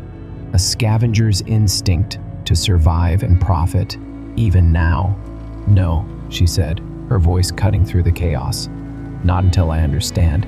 She turned to Nansu, the old woman's form shimmering like a mirage against the rising tide. "You said free us all, Husus, the drowned, the island. What happens if I break this?" Her words trembled, but her gaze was steady, demanding clarity from the keeper of the lost. Nansu drifted closer, her white hair trailing like sea foam, her eyes deep as the abyss. "The Loomwell binds him," she said, her voice a thread of calm amid the storm. "It holds his rage, his exile, the pain of those who fell when he was cast out. Shatter it, and the chain breaks, his power scatters. The sea retreats, but the cost is ours." She gestured to the mosaic, its glowing map fracturing as water surged through. "We who guard the past, who wait in the deep, will fade. The story ends with us." Kalia's chest tightened. The drowned, the Saudelur's victims, the priests, the forgotten tied to the Sela Lumwell's existence. Breaking it would stop non-Sapways, save Pohnpei from his vengeance, but erase a history she'd spent her life chasing. She glanced at the carvings on the walls, flickering in the sphere's light, a woman in a woven crown, hands raised against a wave, her face eerily like Nansua's. A queen, perhaps, or a priestess who defied the thunder god, sealing him with this relic at the cost of her people's legacy. Kalia's fingers traced the spiral burn on her palm, a mark she hadn't asked for but couldn't ignore. Was this her burden now to choose between the living and the lost? A shadow loomed at the stairwell's mouth, and Non-Sapwe descended, his form filling the cavern with static and fury. Lightning arched from his hands, striking the water, and Kalia yelped as a jolt shot through her legs, nearly dropping the Hallum well. Drake screamed, diving behind the pedestal, his machete skittering across the floor. The thunder god's eyes blazed, fixed on the sphere. "You delay!" he roared, his voice shaking the walls. "Bring it to me, or I take it in your lives." He raised a hand, and the water surged, a wave slamming Kalia against the pedestal, the air forced from her lungs. She gasped, clinging to the Hallum well, its pulse quickening as Non-Sapwe advanced. The cavern was drowning, the mosaic's map now a jumble of shattered coral, and Nansu's form flickered, her plea growing faint. Kalia's mind raced give it to him, and he'd remake Nan Madol in blood and storm, sinking Pohnpei into a myth no one would survive to tell.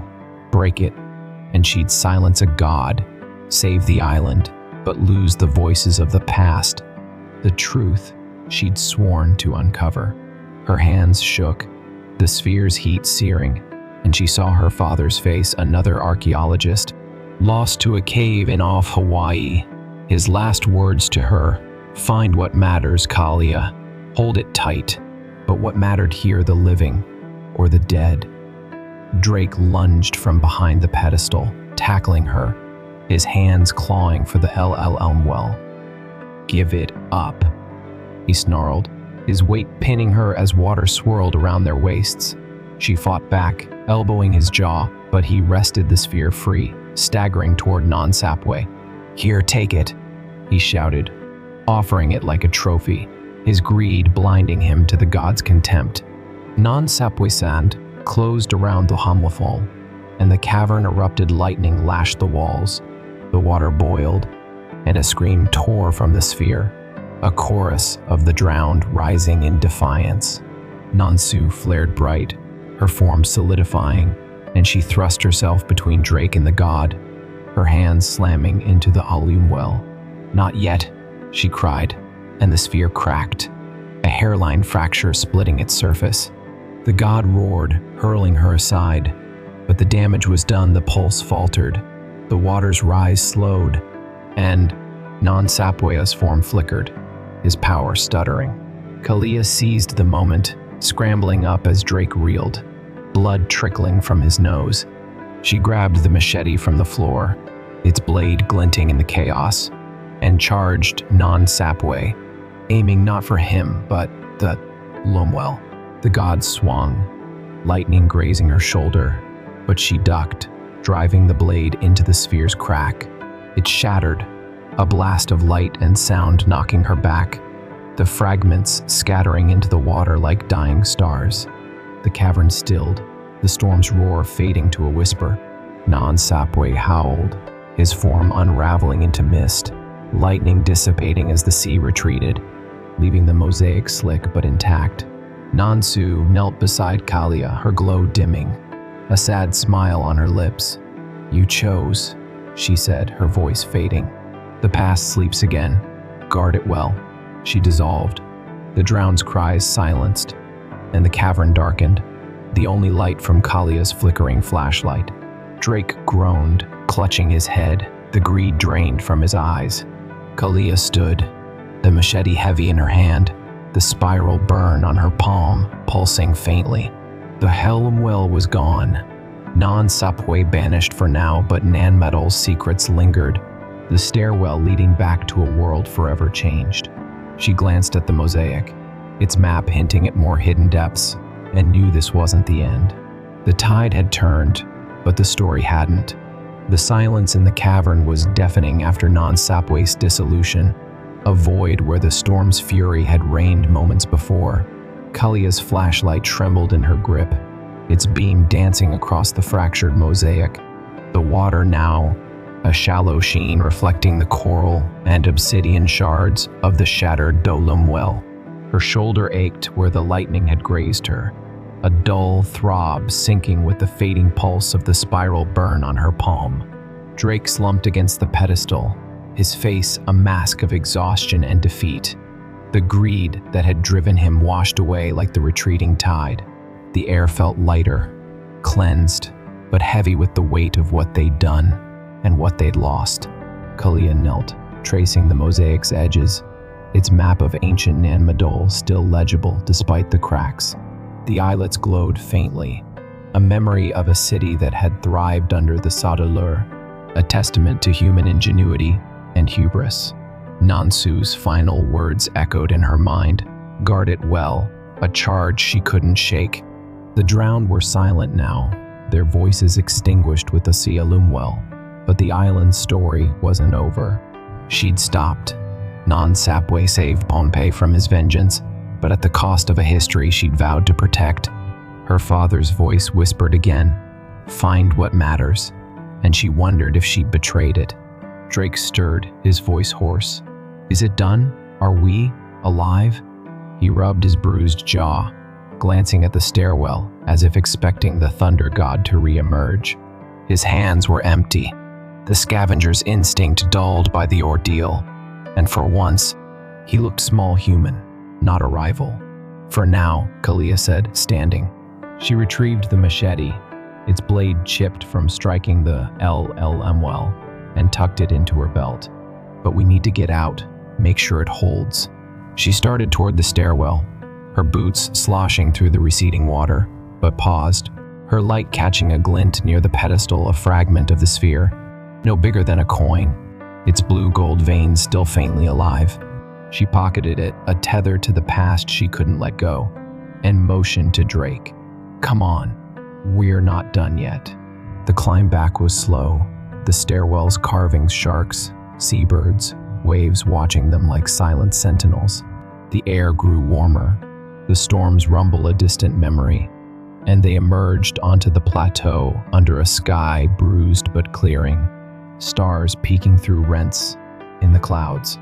Nanmadol stretched below, its basalt walls glistening wet, some islets reclaimed by the sea, others standing defiant. The spire still stood, its slot empty, the disk they'd used to summon Non-Sapwe lost in the chaos. Kalia scanned the horizon. Pohnpei's hills loomed dark and steady, no waves crashing over them, no apocalyptic flood. They'd turned the tide, but she felt no triumph, only a quiet ache. Drake sank to his knees, staring at the ruins. "What was it all for?" he muttered, his voice cracking.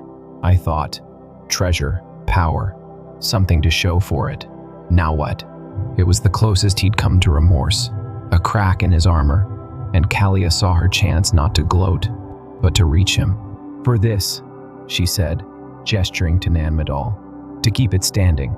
To keep them alive, the people who built it, who lived it.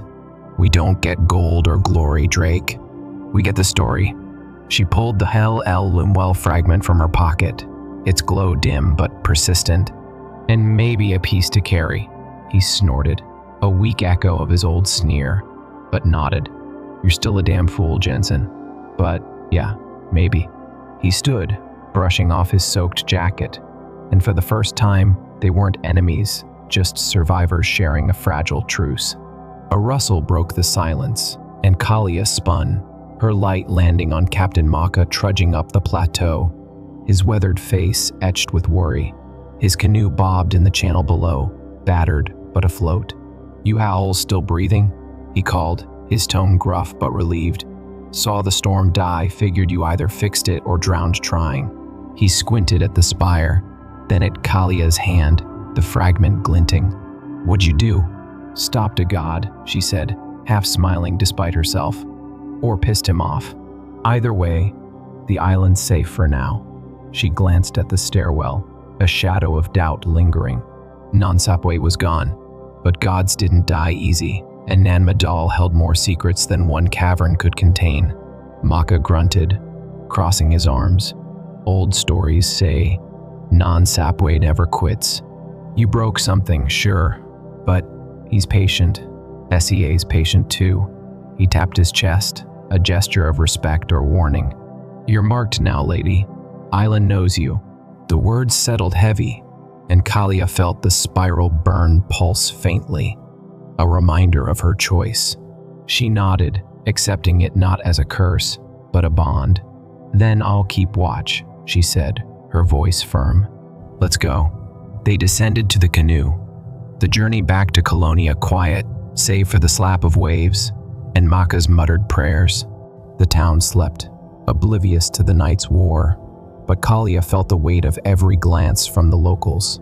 They passed fishermen, elders, children like they sensed the shift. She and Drake parted without words, his silhouette fading into the dawn. A man changed, but not redeemed.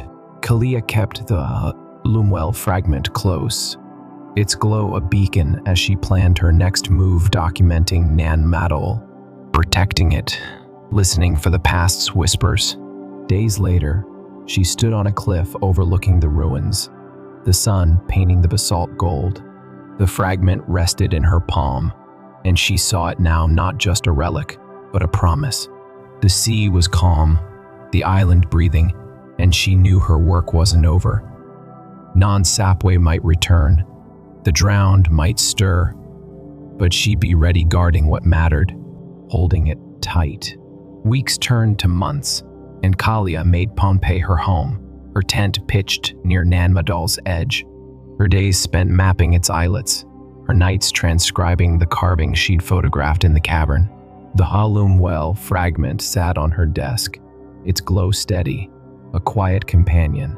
She wrote papers, shared stories with the locals, and taught kids, like Maka's grandson, to read the old symbols, passing the torch, not burying it. The spiral burn faded, but never vanished, a scar of purpose, not pain. One evening, as the sun dipped low, casting long shadows over the ruins, Maka joined her, his fishing net slung over his shoulder. "You're staying then?" he asked, his eyes on the horizon where the sea met the sky, endless and alive. "Yeah," Kalia said, smiling softly. "This place, it's not just history, it's family now." She held up the fragment, its light catching the dusk. "They trusted me with it, the drowned, Nansu, even Nansapwe in his way. I can't walk away." Maka nodded, a rare grin breaking his stern face. "Good. Island needs keepers, not takers. You're one of us." He handed her a woven bracelet, simple but strong, a Pohnpeian token of belonging. "For the next storm," he said, and walked off, leaving her with the waves song. That night, Kalia dreamed of Nansu smiling, the drowned at peace, Nanma doll gleaming as it once had. She woke to a breeze carrying the scent of rain, but no thunder, no wrath. The fragment pulsed once, then dimmed, its work done not a warning, but a blessing. She stepped outside, the bracelet snug on her wrist, and watched the stars reflect on the water. The past wasn't lost. It lived in her, in Pohnpei, in every stone and story she'd guard. Non-Sapway might sleep, the sea might rise again, but she'd found what mattered: connection, not conquest, and that was enough. The ruins stood silent, eternal, and Kalia stood with them, a bridge between then and now, her heart full. Story 4. The Ark of the Covenant. The air was thick with dust and the faint scent of myrrh as Dr. Evelyn Hart knelt before the cracked stone slab in the dimly lit chamber beneath Axum, Ethiopia. Her gloved hands trembled, not from the chill of the underground vault, but from the weight of what she'd uncovered. The Ark of the Covenant, lost to history, whispered about in sacred texts, and sought by kings, crusaders, and conquerors, lay before her, its golden edges glinting faintly under her flashlight's beam. Or so she thought. The relic was real, tangible, but it wasn't silent. A low hum pulsed from it, vibrating through the ancient walls, stirring something deep within her: fear, awe, and a gnawing sense of destiny. Evelyn wasn't your typical archaeologist. She'd spent her life chasing myths, not for fame but for answers. Raised in a small Ohio town by a father obsessed with biblical lore, she'd grown up on stories of the Ark, a chest crafted by Moses under divine command, housing the 10 Commandments. Imbued with God's wrathful power, scholars dismissed it as allegory, a symbol of faith rather than a physical object. But Evelyn had never bought that. The clues scattered across the Old Testament, the Kebra Nagast, and cryptic Ethiopian hymns had led her here, to the Church of Street, Mary of Zion, where legend claimed the Ark had rested for centuries under priestly guard. She'd bribed, begged, and bartered her way into this hidden crypt, past the suspicious monks who'd watched her with eyes like hawks. Now, alone with the relic, she traced the cherubim, carved atop its lid, winged figures frozen in mid-flight, their faces stern yet serene. The hum grew louder, a rhythm that matched her racing pulse. She reached for her notebook, scribbling notes on the Ark's dimensions, roughly 4 feet long, 2 wide, just as Exodus described. But then her fingers brushed a seam, a hairline fracture in the gold. It wasn't supposed to open. Every text said it was sealed, untouchable, yet the seam parted under her touch, revealing a sliver of darkness within. "Evelyn, don't." The voice cut through the stillness, sharp and commanding. She spun, her flashlight catching the lean figure of Father Mikhail, the guardian priest who'd reluctantly let her in. His dark robes blended with the shadows, but his eyes burned with something fiercer than anger, panic. "You've gone too far. That's not for mortal hands." "I'm not here to steal it," she snapped, her American accent jarring in the ancient space. "I'm here to understand it. If this is the Ark, it's more than a relic, it's history, proof, it's judgment," Mikhail interrupted, stepping closer. His voice dropped to a whisper. The Kebra Nagast warns of its voice. It speaks only when the world teeters on ruin. You hear it, don't you? She did. The hum wasn't just sound, it was words, faint and guttural, in a tongue she didn't recognize. Hebrew? Aramaic? Something older? Her linguist's mind raced, but her gut told her this wasn't academic anymore. She turned back to the Ark, the seam now wider, as if inviting her to look inside. Against every instinct, she leaned forward. A faint glow pulsed from within, not the tablets of stone she'd expected, but a scroll, brittle and yellowed, its edges curling like burnt paper. The hum sharpened into a chant, and the air grew heavy, pressing against her chest. Before she could reach for it, a shadow loomed behind Mikhail. A man stepped into the light, tall, gaunt, with a face like carved ivory and eyes that glittered with cold ambition. Victor Draeger. She'd crossed paths with him before, in Jordan, where he tried to claim a Nabatean tomb for his private collection. A rival explorer, yes, but more than that, a predator who saw history as a prize to be hoarded or sold. His tailored suit was absurdly out of place in the crypt, yet he moved with the confidence of a king. Dr. Hart, he drawled, his British accent clipped and precise. Always a step ahead, yet never quite far enough. Step aside. The Ark belongs to me now. Michael whirled, raising a staff Evelyn hadn't noticed before. You'll take nothing, thief. This is sacred ground. Draegor smirked, pulling a sleek pistol from his coat. Sacred, perhaps, but poorly defended. Before Michael could react, a silenced shot echoed. The priest crumpled, blood pooling on the stone floor, his staff clattering beside him. Evelyn lunged for it, but Draegor was faster, kicking it away and pinning her against the wall with a forearm to her throat. Don't be a martyr, he hissed. You've done the hard work. I'll take the glory and the power. She spat in his face, earning a backhand that split her lip. As she tasted blood, the hum from the Ark surged, rattling the chamber. Draegor froze, his gaze darting to the relic.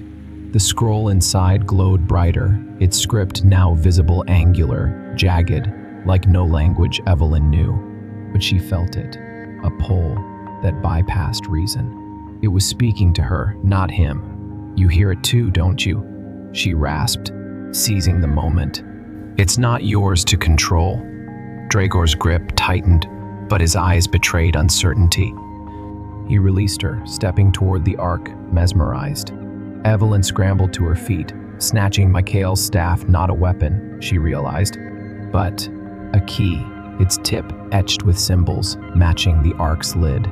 She hesitated. Draegor was already reaching for the scroll, his fingers inches from its light. If she acted, she might unleash something neither of them could handle. If she didn't, he'd take it, and God knew what he'd do with it. The chamber shook, dust raining from the ceiling. The hum became a roar, and the scroll's glow flared, casting shadows that twisted into shapes, winged figures, horned beasts, a storm of fire and ash. Evelyn's mind raced to the Book of Revelation, to the plagues and trumpets tied to the Ark in lore. Was this a vision, a warning, or something real, waking after millennia of silence? Draegor laughed, a sound edged with madness. Power beyond empires, he muttered, grasping the scroll. The moment he touched it, his hand blackened, veins bulging as if ink coursed through them. He screamed, dropping the parchment, but the damage spread, his skin cracking like parched earth. Evelyn stumbled back, clutching the staff, as the scroll floated upward, its script burning into the air. The seventh seal breaks when the unworthy fall.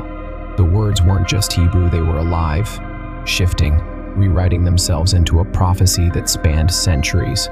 She saw glimpses Solomon hiding the Ark from invaders, Menelik spiriting it to Ethiopia, Haile Selassie whispering prayers over it during Italy's invasion. And then the future, cities crumbling, skies darkening, a figure wielding the Ark's power against a world unprepared. Was it Draegor? Her? Someone yet to come? Draegor collapsed, writhing, his body a husk of itself. The scroll pulsed, its light dimming but not fading. Evelyn approached, staff in hand, her heart pounding. The Ark wasn't just a container, it was a conduit, a bridge between the divine and the damned. She slid the staff into a groove on the lid, expecting it to close, to silence the chaos. Instead, the chamber rumbled again, and a hidden panel slid open in the wall, revealing a tunnel lined with carvings, cherubim, seraphim, and a map etched in stone, pointing north toward Jerusalem. Footsteps echoed behind her. She turned, expecting Draegor's men, but saw a woman elderly, cloaked, her face weathered like the desert. "You've woken it," she said, her voice a dry rasp. The covenant demands a keeper. Will you carry its burden or leave it to rot? Evelyn glanced at Dragor's corpse, then at the scroll, still hovering, its words shifting into a new warning. The end begins with the seeker's choice. The tunnel beckoned, the ark hummed, and the old woman watched, her eyes glinting with secrets older than the stones around them. Evelyn gripped the staff tighter, her mind a storm of doubt and resolve.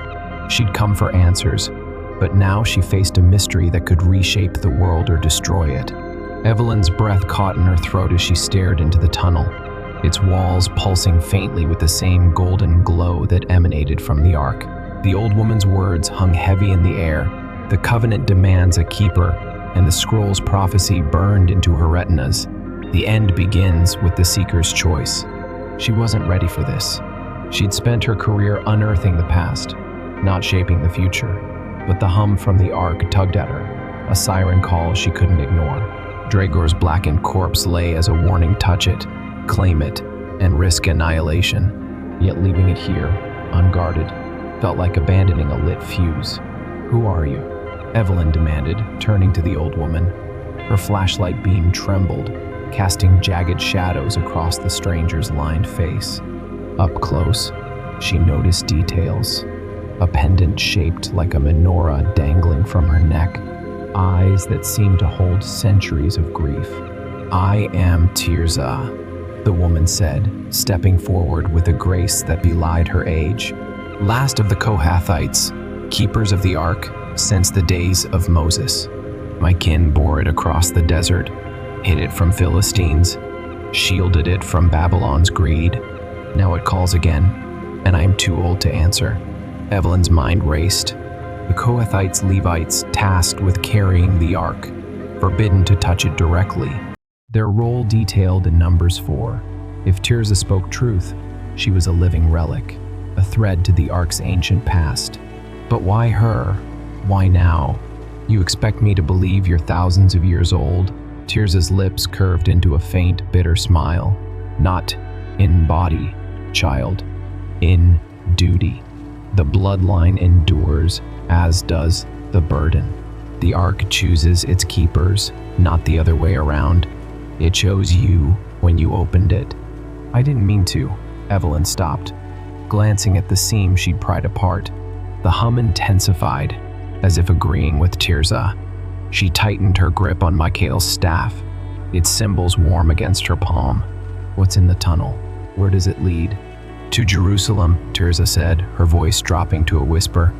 "To the temple's heart, where Solomon first housed it.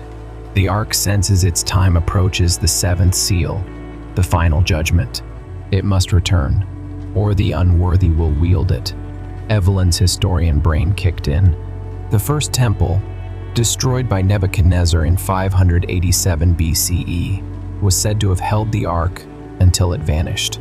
Some claimed it was buried beneath the Temple Mount. Others, like the Kebra Nagast, insisted Menelik brought it to Ethiopia. This tunnel suggested both might be true: a secret passage linking Axum to Jerusalem, defying geography and logic. A miracle, or something older, stranger? Before she could ask, a clatter echoed from the crypt's entrance.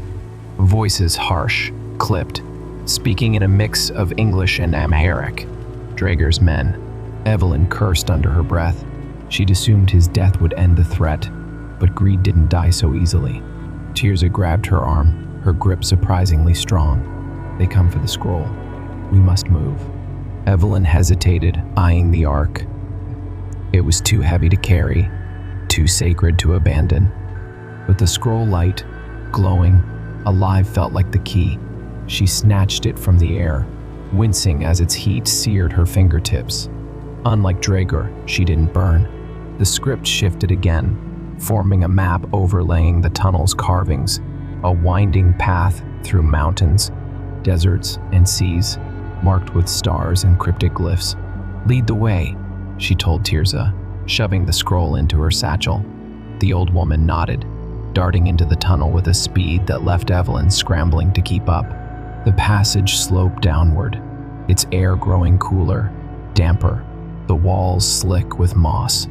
The carvings grew more elaborate scenes of the Exodus, the ark leveling Jericho's walls, priests falling dead from its touch, history and myth blurred, each image pulsing with the same energy as the relic behind them. Shouts rang out from the crypt. Evelyn risked a glance back, seeing flashlights bobbing in the dark. 5 figures, armed, their silhouettes distorted by the tunnel's curve. One barked orders male, British accent, probably Dragor's second in command. She recognized the type, mercenaries, loyal to coin, not cause. They'd kill her, Tirza, anyone, to claim the prize. Faster, she hissed, shoving Tirza ahead. The tunnel twisted, narrowing until they had to crawl, the staff scraping against stone. Her knees bled, her lungs burned, but the hum in her head kept her moving, a compass guiding her north. The scroll's heat pressed against her side, its words whispering in her mind. The keeper walks where the unworthy perish. The tunnel widened abruptly into a cavern, its ceiling lost in shadow, its floor littered with bones, human, animal, some too warped to identify. A subterranean river cut through the center, its waters black and still, reflecting the faint glow of crystals embedded in the walls. Tirza paused, catching her breath. The path of the Red Sea, she murmured. When Moses parted it, some fled beneath, not across. Evelyn stared, piecing it together. An underground route from Ethiopia to Israel, carved by divine will or forgotten hands. The crystals twinkled like stars, mirroring the map on the scroll. She pulled it out, its light illuminating a glyph near the river, a staff striking water. She raised Mikhail's staff, mimicking the motion, and the river shuddered, parting with a groan that shook the cavern. A dry path emerged, lined with shells and ancient coins, relics of a biblical escape. Tirza's eyes widened. "You are chosen indeed. Don't get mystical on me," Evelyn muttered, stepping onto the path. "I'm just good at puzzles." But doubt gnawed at her. The Ark's power, the scroll's visions, it was too much for coincidence. She was no prophet, no priestess, just a woman with a PhD and a stubborn streak. Yet here she was, splitting seas. Gunfire erupted behind them, bullets ricocheting off the tunnel walls. The mercenaries had caught up, their lights sweeping the cavern. Evelyn grabbed Tirza, dragging her across the path as the river roared back into place, swallowing the first pursuer in a torrent. Screams echoed, then silence. 4 left. They'd find another way. Greed was relentless.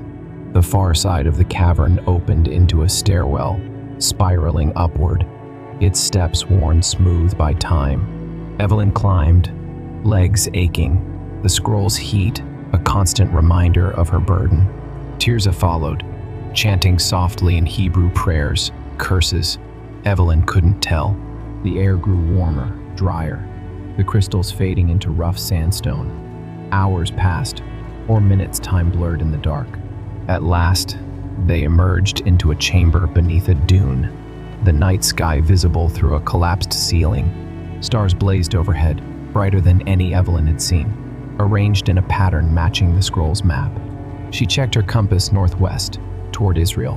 They'd crossed borders underground, defying modern maps. The air smelled of sand and salt, the Dead Sea nearby. A figure awaited them, silhouetted against the moonlight, tall, broad-shouldered, cloaked in black. Not a mercenary, his stance was too calm, too deliberate. He turned, revealing a face scarred and weathered, eyes glowing faintly gold. "The Ark stirs," he said, voice deep as thunder. "And so do its enemies. Give me the scroll, keeper, or watch the world burn." Evelyn froze, hand on the staff. "Friend? Foe?" The scroll pulsed, its words shifting. "The guardian tests, the shadow hunts." Tirza stepped forward, trembling but defiant. "He is Malachi, bound to the Ark's wrath. He serves it, but not you." Malachi smiled, a predator's grin. "The unworthy fall. Prove your worth, Dr. Hart, or I take what you cannot hold." The desert wind howled, sand swirling around them. Evelyn's heart pounded. She'd escaped Dragor, crossed a sea, but this was different. Malachi wasn't human, not fully. The Ark's power clung to him, a living curse. She clutched the scroll tighter, its heat now afire in her veins. The mystery had deepened, the stakes risen.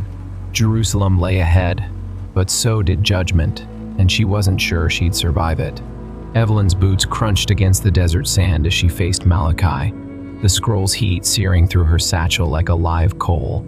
His golden eyes bored into her, unblinking, and the air around him shimmered with an unnatural weight, something ancient, wrathful, tied to the Ark's legacy. The staff in her hand felt heavier, its symbols glowing faintly, as if responding to his presence. Tirzah stood beside her, muttering prayers under her breath, her frail form a stark contrast to the towering figure before them. The night sky above stretched vast and merciless, the stars aligning with the map etched in Evelyn's mind. Jerusalem was too close, but so was danger. "You don't scare me," Evelyn lied, her voice steady despite the tremor in her chest. "If you're the Ark's guardian, why threaten me? I'm not here to destroy it." Malachi's scarred lips twitched, a smile that didn't reach his eyes. Intentions mean nothing. The Ark judges worth, not words. You've taken its voice, the scroll, and woken its power. Prove you can bear it, or I'll rip it from your corpse. He stepped forward, sand parting around him like water, and raised a hand. The air crackled, a surge of energy that made Evelyn's hair stand on end.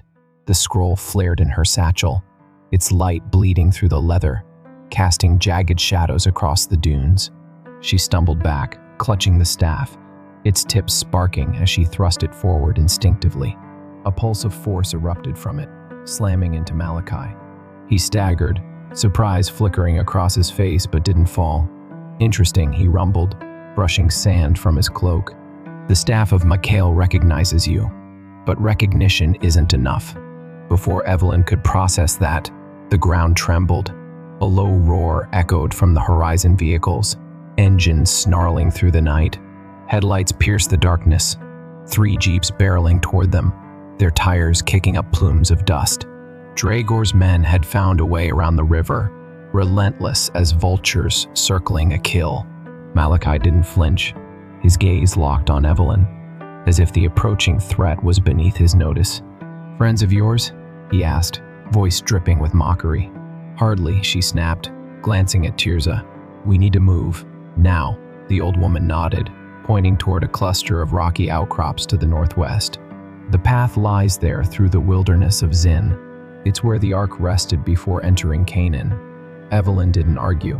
She broke into a run, Tirzah keeping pace with a speed that defied her age.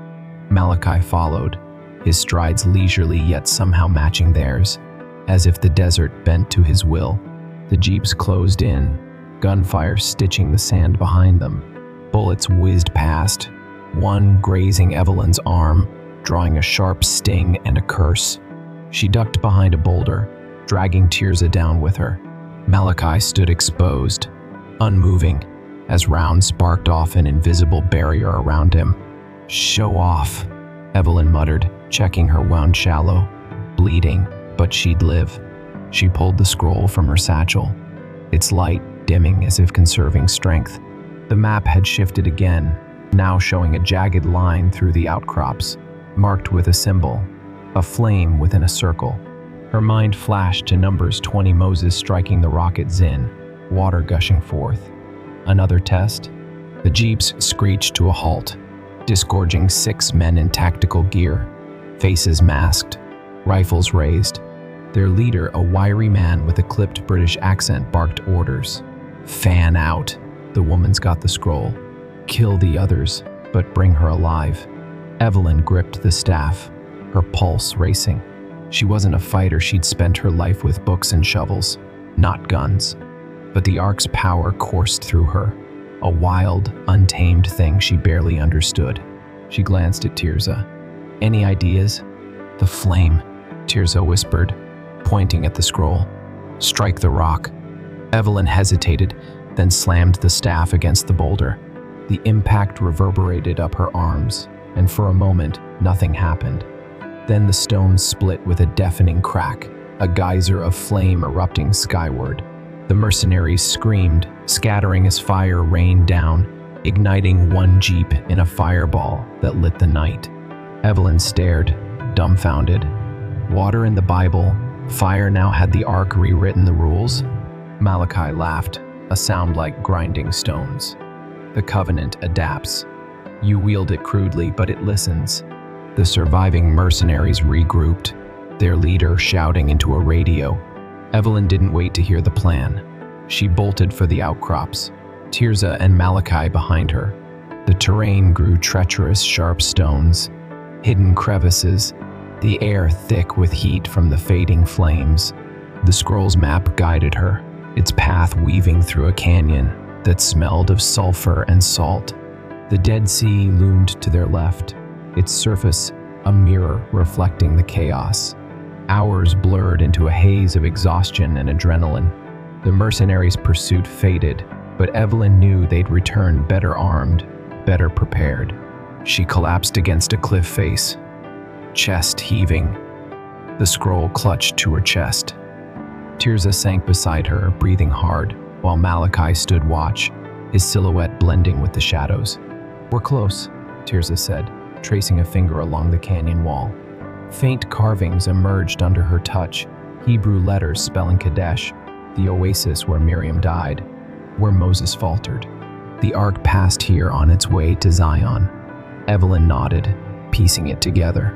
The wilderness of Zin, a biblical crossroads, now a literal one. The scroll's map pointed upward, toward a plateau shrouded in mist. Jerusalem lay beyond, but something else waited closer, a presence she felt in her bones, tied to the Ark's hum. She opened the scroll, its script glowing anew. The flame purifies, the shadow binds. "What does it mean?" she asked, voice hoarse. Tirza's eyes darkened. "A trial. The Ark tests its keeper, purity of heart, strength of will. Fail, and the shadow claims you." "Shadow?" Evelyn glanced at Malachi, who tilted his head, studying her. "Not me," he said, almost amused. "I am its wrath. The shadow is older, hungrier. It hunts what the Ark awakens." A chill ran through her, despite the desert heat. She'd read of the Urim and Thummim, the mysterious stones tied to the Ark, said to reveal God's will or summon his judgment. Were they the shadow? Or something worse, buried in the myths of Canaanite gods and fallen angels? The scroll offered no answers, only more riddles. The plateau loomed ahead, its edge jagged against the dawn. Evelyn climbed, staff in hand, the hum growing louder, more insistent. At the summit, she froze. A circle of standing stones awaited, megaliths older than Stonehenge, their surfaces etched with eyes and wings. In the center stood a pedestal, empty but thrumming with the same energy as the Ark. The scroll flared, its map aligning with the stones. A single word blazing in red, "Bind." Before she could act, the air shimmered, and a figure emerged from the mist, tall, cloaked, its face a void beneath a hood. Shadows writhed around it, tendrils of darkness that coiled like snakes. The hum turned to a scream in Evelyn's head, the scroll burning her hands. Tirza gasped, falling to her knees, while Malachi drew a blade from his cloak, its edge glowing gold. "The shadow wakes," he growled. "Your trial begins, Keeper." The figure raised a hand, and the stones pulsed, eyes opening, real, living eyes, staring at Evelyn with cold judgment. The shadow's voice slithered through the air, a hiss of ancient tongues. "Give me the scroll, or I unmake you." Evelyn's knees buckled, but she held the staff high, its light clashing with the darkness. She didn't know what bind meant, didn't know how to fight a nightmare, but she'd come too far to surrender. The Ark had chosen her, flawed, stubborn, human her, and she'd see this through, even if it broke her. The shadow lunged, and the plateau erupted in chaos. The shadow's lunge was a blur of darkness, a tidal wave of void that swallowed the plateau's light. Evelyn swung the staff instinctively, its glowing tip slashing through the tendrils, snaking toward her. A shriek, tore through the air, not human, not animal, but something primal, born of a time before names. The standing stones flared, their carved eyes blazing with an otherworldly fire, pinning the shadow mid-strike. It writhed, caught between advance and retreat, its hooded form pulsing like a heartbeat. Evelyn's arms shook, the staff's power coursing through her, a current she could barely control. Sweat stung her eyes, her breath ragged, but she held her ground. Tirza scrambled to her feet, her voice rising in a chant Hebrew, sharp and urgent, a plea to the God of Abraham. Adonai, shield us, bind the darkness as you bound the waters. The air thickened, the mist swirling into a barrier between them and the shadow. Malachi stepped forward, his blade tracing arcs of gold through the gloom, each swing carving gashes in the shadow's form. Black ichor sprayed, sizzling against the stones, and the hum from the scroll in Evelyn's satchel surged, syncing with her pulse. "Bind it," Malachi roared, his voice cutting through the chaos. "The pedestal, it's the anchor." Evelyn's gaze snapped to the empty pedestal at the circle's heart. The scroll's command "bind" echoed in her mind, its map now a spiral of light pointing to that spot. She understood, or hoped she did. The Ark wasn't just a relic, it was a prison, a seal for forces older than the covenant it carried. The shadow wasn't a random threat, it was tied to the Ark's awakening, a remnant of the chaos God had tamed when he spoke the world into being. Genesis 1:2 The earth was formless and void, darkness over the deep. This thing was that darkness, unbound and ravenous. She darted forward, dodging a tendril that lashed at her legs, its touch cold as death. The shadow hissed, its voice a chorus of despair. "You cannot hold me, mortal. I am the unmade, the unmaking. The scroll is mine." The words burrowed into her skull, sowing doubt. What if she failed? What if she wasn't worthy? Dragor had crumbled. Michael had died. Why should she succeed? Evelyn. Tirza's cry snapped her back. The old woman hurled a handful of sand at the shadow, a distraction that bought her seconds. Evelyn reached the pedestal, slamming the staff into its base. A jolt shot up her arm, and the scroll leapt from her satchel, hovering above the stone. Its script burned crimson, rewriting itself into a chain of glyphs, Hebrew, Akkadian, something older still linking the stones. In a web of light, the shadow screamed, its form collapsing inward, sucked toward the pedestal like water down a drain. But it fought. Tendrils wrapped around Evelyn's ankles, yanking her off balance. She fell, the staff clattering away, her hands clawing at the sand. Malachi lunged, severing the tendrils with a single stroke, but more erupted, coiling around his blade, his arms, his throat. Tirza joined the fray, her chants growing louder, her pendant glowing as she pressed it against the pedestal. The web tightened, the shadow's screams peeking into a wail that shattered one of the stones, sending shards flying. Evelyn crawled forward, reclaiming the staff.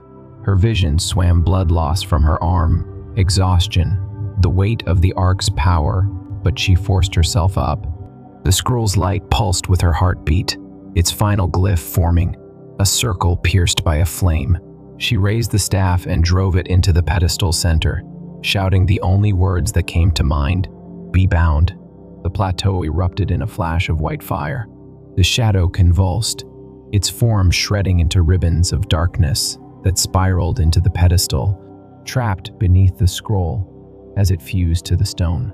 The hum softened to a whisper, the stones dimmed, their eyes closing. Silence fell, heavy and absolute, broken only by Evelyn's gasping breaths.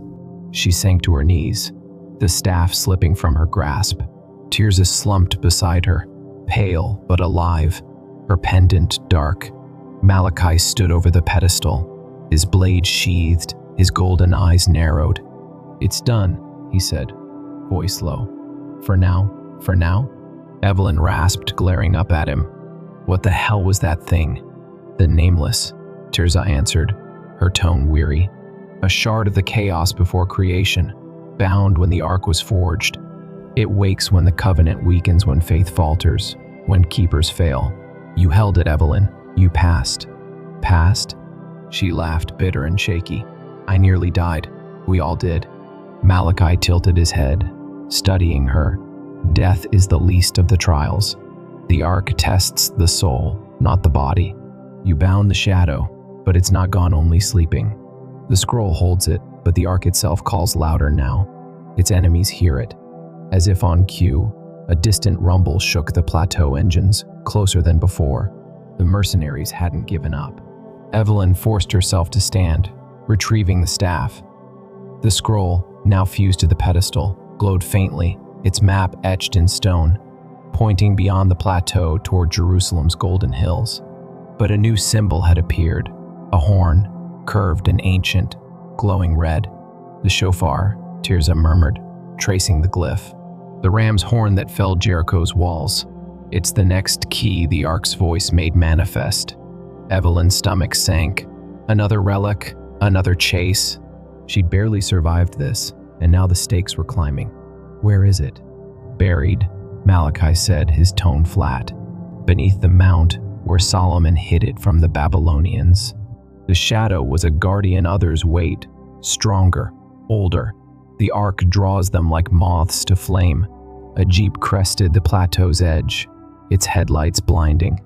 4 men leapt out, rifles raised, their leader, the wiry Brit, grinning through a mask of dust.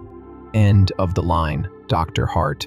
Hand over the scroll, and maybe we let the old bat live. Evelyn tightened her grip on the staff, its power still simmering. She glanced at Tirza, then Malachi, who nodded almost imperceptibly. The shadow was bound, but the human threat remained, and she was done running. You want it? She called, stepping forward. Come take it. The leader signaled, and his men advanced, fanning out. But before they could fire, the ground quaked. A low note reverberating from the pedestal. The scroll's light flared, and a gust of wind, hot, dry, biblical, swept across the plateau, hurling the mercenaries back. One screamed as he tumbled over the edge. Another's rifle melted in his hands. The leader cursed, retreating to the jeep, but the wind pursued, flipping the vehicle like a toy. Evelyn stared, awestruck. The Ark's power wasn't just in the scroll, it was alive, awake, defending its keeper. Malachi smirked, a rare glint of approval in his eyes. It knows you now. They'll keep coming, but you're not alone. Tirza touched her arm, her voice soft. The shofar waits, Evelyn. Jerusalem calls. The 7th seal looms, and the Ark will not rest until its purpose is fulfilled or broken. The wind died, leaving an eerie calm. The plateau stretched silent under the rising sun, Jerusalem's silhouette faint on the horizon. Evelyn's mind churned Solomon's temple, the shofar, the seals of Revelation. She'd bound one horror, but Malachi's warning echoed. Stronger, older things stirred. The mercenaries would regroup, new enemies would rise, and the Ark's hum grew louder, a song of judgment she couldn't silence. She adjusted her satchel, the staff steady in her hand. Let's go, she said, voice firm despite the ache in her bones. If the Ark wants a keeper, it's got one, but I'm doing this my way. Tirza smiled faintly. Malachi nodded, and the trio set off toward the holy city, the weight of prophecy pressing down like the desert sun. The mystery deepened, its threads unraveling into a tapestry of fire, shadow, and ancient wrath. And Evelyn knew this was only the beginning. Evelyn trudged through the sun-scorched wilderness, the staff tapping rhythmically against the rocky ground, each step a testament to her defiance. The silhouette of Jerusalem shimmered on the horizon, its golden domes catching the dawn like a promise or a warning. Tirza walked beside her, her frail frame unbowed despite the miles, her eyes fixed on the holy city with a reverence Evelyn couldn't quite muster. Malachi trailed behind, his presence a shadow of both protection and menace, his golden gaze scanning the dunes for threats human and otherwise. The scroll's hum had settled into a quiet pulse, a heartbeat synced with hers. its map now etched in her mind. The Temple Mount, the shofar, the next piece of the Ark's ancient puzzle. The plateau's chaos replayed in her thoughts, the shadow's hunger, the pedestal's seal, the wind that had saved them. She'd bound the nameless, but Malachi's words gnawed at her. Stronger, older things stir. The Ark wasn't just a relic of faith, it was a fulcrum, balancing creation and destruction. Its power a double-edged sword she'd barely grasped. Her arm ached where the bullet had grazed it. Her lips still stung from Dragor's blow, but those were fleeting pains. The real weight was the scroll's prophecy. The seventh seal looms, and the question it forced upon her: was she saving the world or hastening its end? Tirza broke the silence, her voice soft yet piercing. You doubt yourself, Evelyn. I see it. The Ark chose you, yet you question why. Evelyn snorted, kicking a pebble into the dust. I'm a scientist, not a saint. I dig up bones and read dead languages. I don't belong in some cosmic chess game. None do at first, Tirza replied, her pendant glinting as she adjusted it. Moses stuttered. David was a shepherd, Esther a girl. The Ark doesn't seek perfection, it seeks will. You fought the shadow. You didn't run. Didn't have a choice, Evelyn muttered, but the words felt hollow. She had chosen every step, every risk.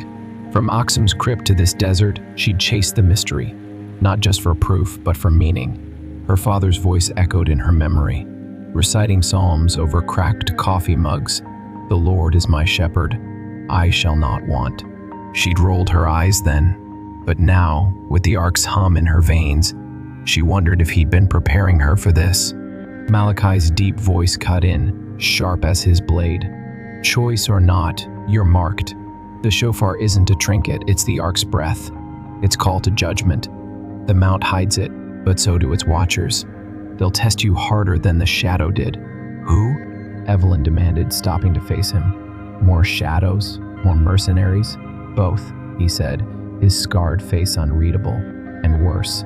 The Ark draws the faithful and the fallen. The Templars sought it, the Babylonians feared it, the priests died for it. Now it's awake, and every hand wants its power, some to wield, some to bury. She clenched the staff, its warmth a faint comfort. The Temple Mount, Judaism's holiest site, Islam's dome of the rock, Christianity's cradle, was a powder keg of history and faith. If the shofar lay beneath, guarded by forces tied to the Ark, she'd be walking into a storm. But retreat wasn't an option. The scroll's map pulsed in her mind, the horn's glyph glowing red, urging her forward. The day wore on, the sun climbing high, baking the earth until heat waves danced like spirits. They reached a wadi, a dry riverbed snaking toward the city, its banks littered with flint and faded carvings, prayers scratched by pilgrims long dead. Tirza knelt, tracing one with a trembling finger. Baruch atah Adonai, blessed are you, Lord. Evelyn watched, feeling an outsider yet tethered to this moment, this place. A shadow flickered overhead, not a cloud, but wings. She squinted, spotting a bird, no, a drone, sleek and black, circling above. Down, she hissed, pulling Tirza behind a boulder. Malachi didn't move, his eyes tracking the machine with cold precision. A crack split the air, a sniper's shot, the bullet kicking up dust inches from her feet. The mercenaries were back, or someone new had joined the hunt. Move, Malachi barked, shoving her toward the wadi's edge. Another shot rang out, grazing his cloak, but he didn't flinch, his barrier held. A flicker of the Ark's wrath. Evelyn ran, Tirza stumbling beside her, the drone's whine growing louder. The wadi dipped into a canyon, its walls rising steep and sheltering. She pressed against the stone, heart pounding, scanning for escape. The scroll's hum spiked, its map shifting downward, into the earth. There, she said, pointing to a crevice half hidden by rubble. It wasn't natural, too precise, edged with chisel marks. A tunnel, like Axum's, leading beneath the mount. She squeezed through, Tirza following, Malachi guarding the rear. The passage was tight, damp, smelling of time and forgotten things. Her flashlight caught carvings ram's horns, cherubim, a procession of priests bearing the ark. This was no coincidence. It was a path forged by the Covenant's keepers. The tunnel widened into a chamber, its ceiling vaulted with rough-hewn arches, its floor a mosaic of cracked tile stars, flames, a horn at the center. A stone altar stood there, etched with Hebrew. The voice of the Lord breaks the cedars. Psalm 29. Evelyn's breath caught. The shofar wasn't just a relic, it was a weapon, a call that shattered walls and summoned divine will. She approached, the scroll's hum resonating with the altar, its glyph pulsing in sync. Before she could touch it, the air shimmered, and figures emerged, three, cloaked in white, their faces veiled, eyes glowing like Malachi's but softer, silver. "Halt, keeper," one said, voice echoing as if from a well. "The shofar is not yours to claim lightly." "Who are you?" Evelyn demanded, staff raised. "The Watchers," another replied, stepping forward. "We guard what the Ark commands. The horn wakes the seventh seal judgment, renewal or ruin. Prove your heart, or leave it buried." Malachi tensed, blade half drawn, but Tirzah raised a hand. "They speak truth.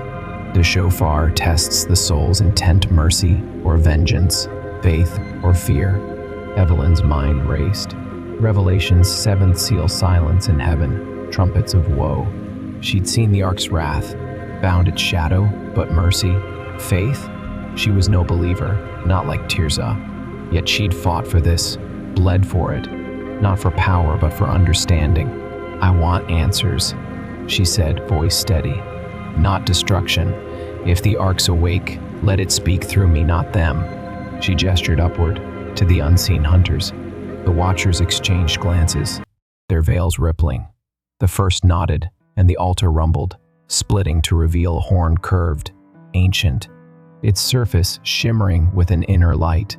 Evelyn reached for it, expecting resistance, but it settled into her hand, warm and alive. The hum became a song, clear and piercing, filling the chamber with echoes of creation, wind over water, fire in the void. A roar shook the tunnel explosives, the mercenaries breaching above. Dust rained down, the Watchers fading into mist. "Blow it," Malachi urged, his voice urgent. "Or they take it." Evelyn hesitated, the horn's weight a burden of choice. Blow it, and what? Judgment? Salvation? She pressed it to her lips, drawing a breath, and sounded a single, resonant note. The chamber quaked, the song erupting outward, a wave of sound that split stone and silenced the chaos above. Light flooded in, pure and blinding, and she felt the Ark's presence distant yet near, approving yet unfinished. When the dust settled, the tunnel was sealed, the mercenaries gone scattered or destroyed. She couldn't tell. The Watchers had vanished, leaving her with Tirzah and Malachi, the shofar in her grasp. Jerusalem waited, the Ark's call stronger now, its mystery deepening. She'd passed another test, but the seventh seal loomed, its meaning hers to shape. The sun hung low over Jerusalem, casting long shadows across the mount as Evelyn stood atop a ridge, the shofar cradled in her hands. Tirzah sat beside her, weary but serene, her pendant catching the light like a beacon. Malachi leaned against a rock, his blade sheathed, his golden eyes softened by the day's end.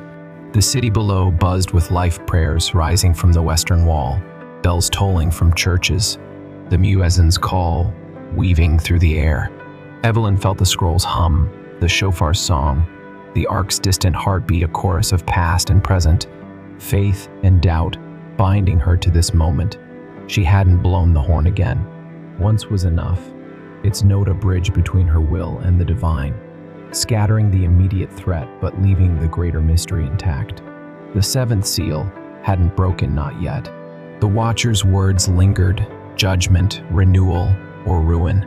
She'd chosen renewal, not out of certainty but hope, a fragile thread she'd woven from her father's psalms and her own stubborn resolve. The Ark wasn't hers to wield like a weapon. It was a mirror, reflecting the heart of its keeper, "We're not done," she said, voice quiet but firm. "The Ark's out there, calling. Someone's got to answer." Tirza smiled, a rare warmth in her lined face. "You already have, Evelyn. Not with trumpets or fire, but with questions. That's your strength seeking, not claiming." Malachi nodded, a flicker of respect breaking his stoic mask. "The enemies will return, human, shadow, worse. But you've held the line. The Ark trusts you, for now." Evelyn looked at the shofar, its curves etched with time, a relic of miracles and burdens. She could walk away, leave it buried, let the mystery fade.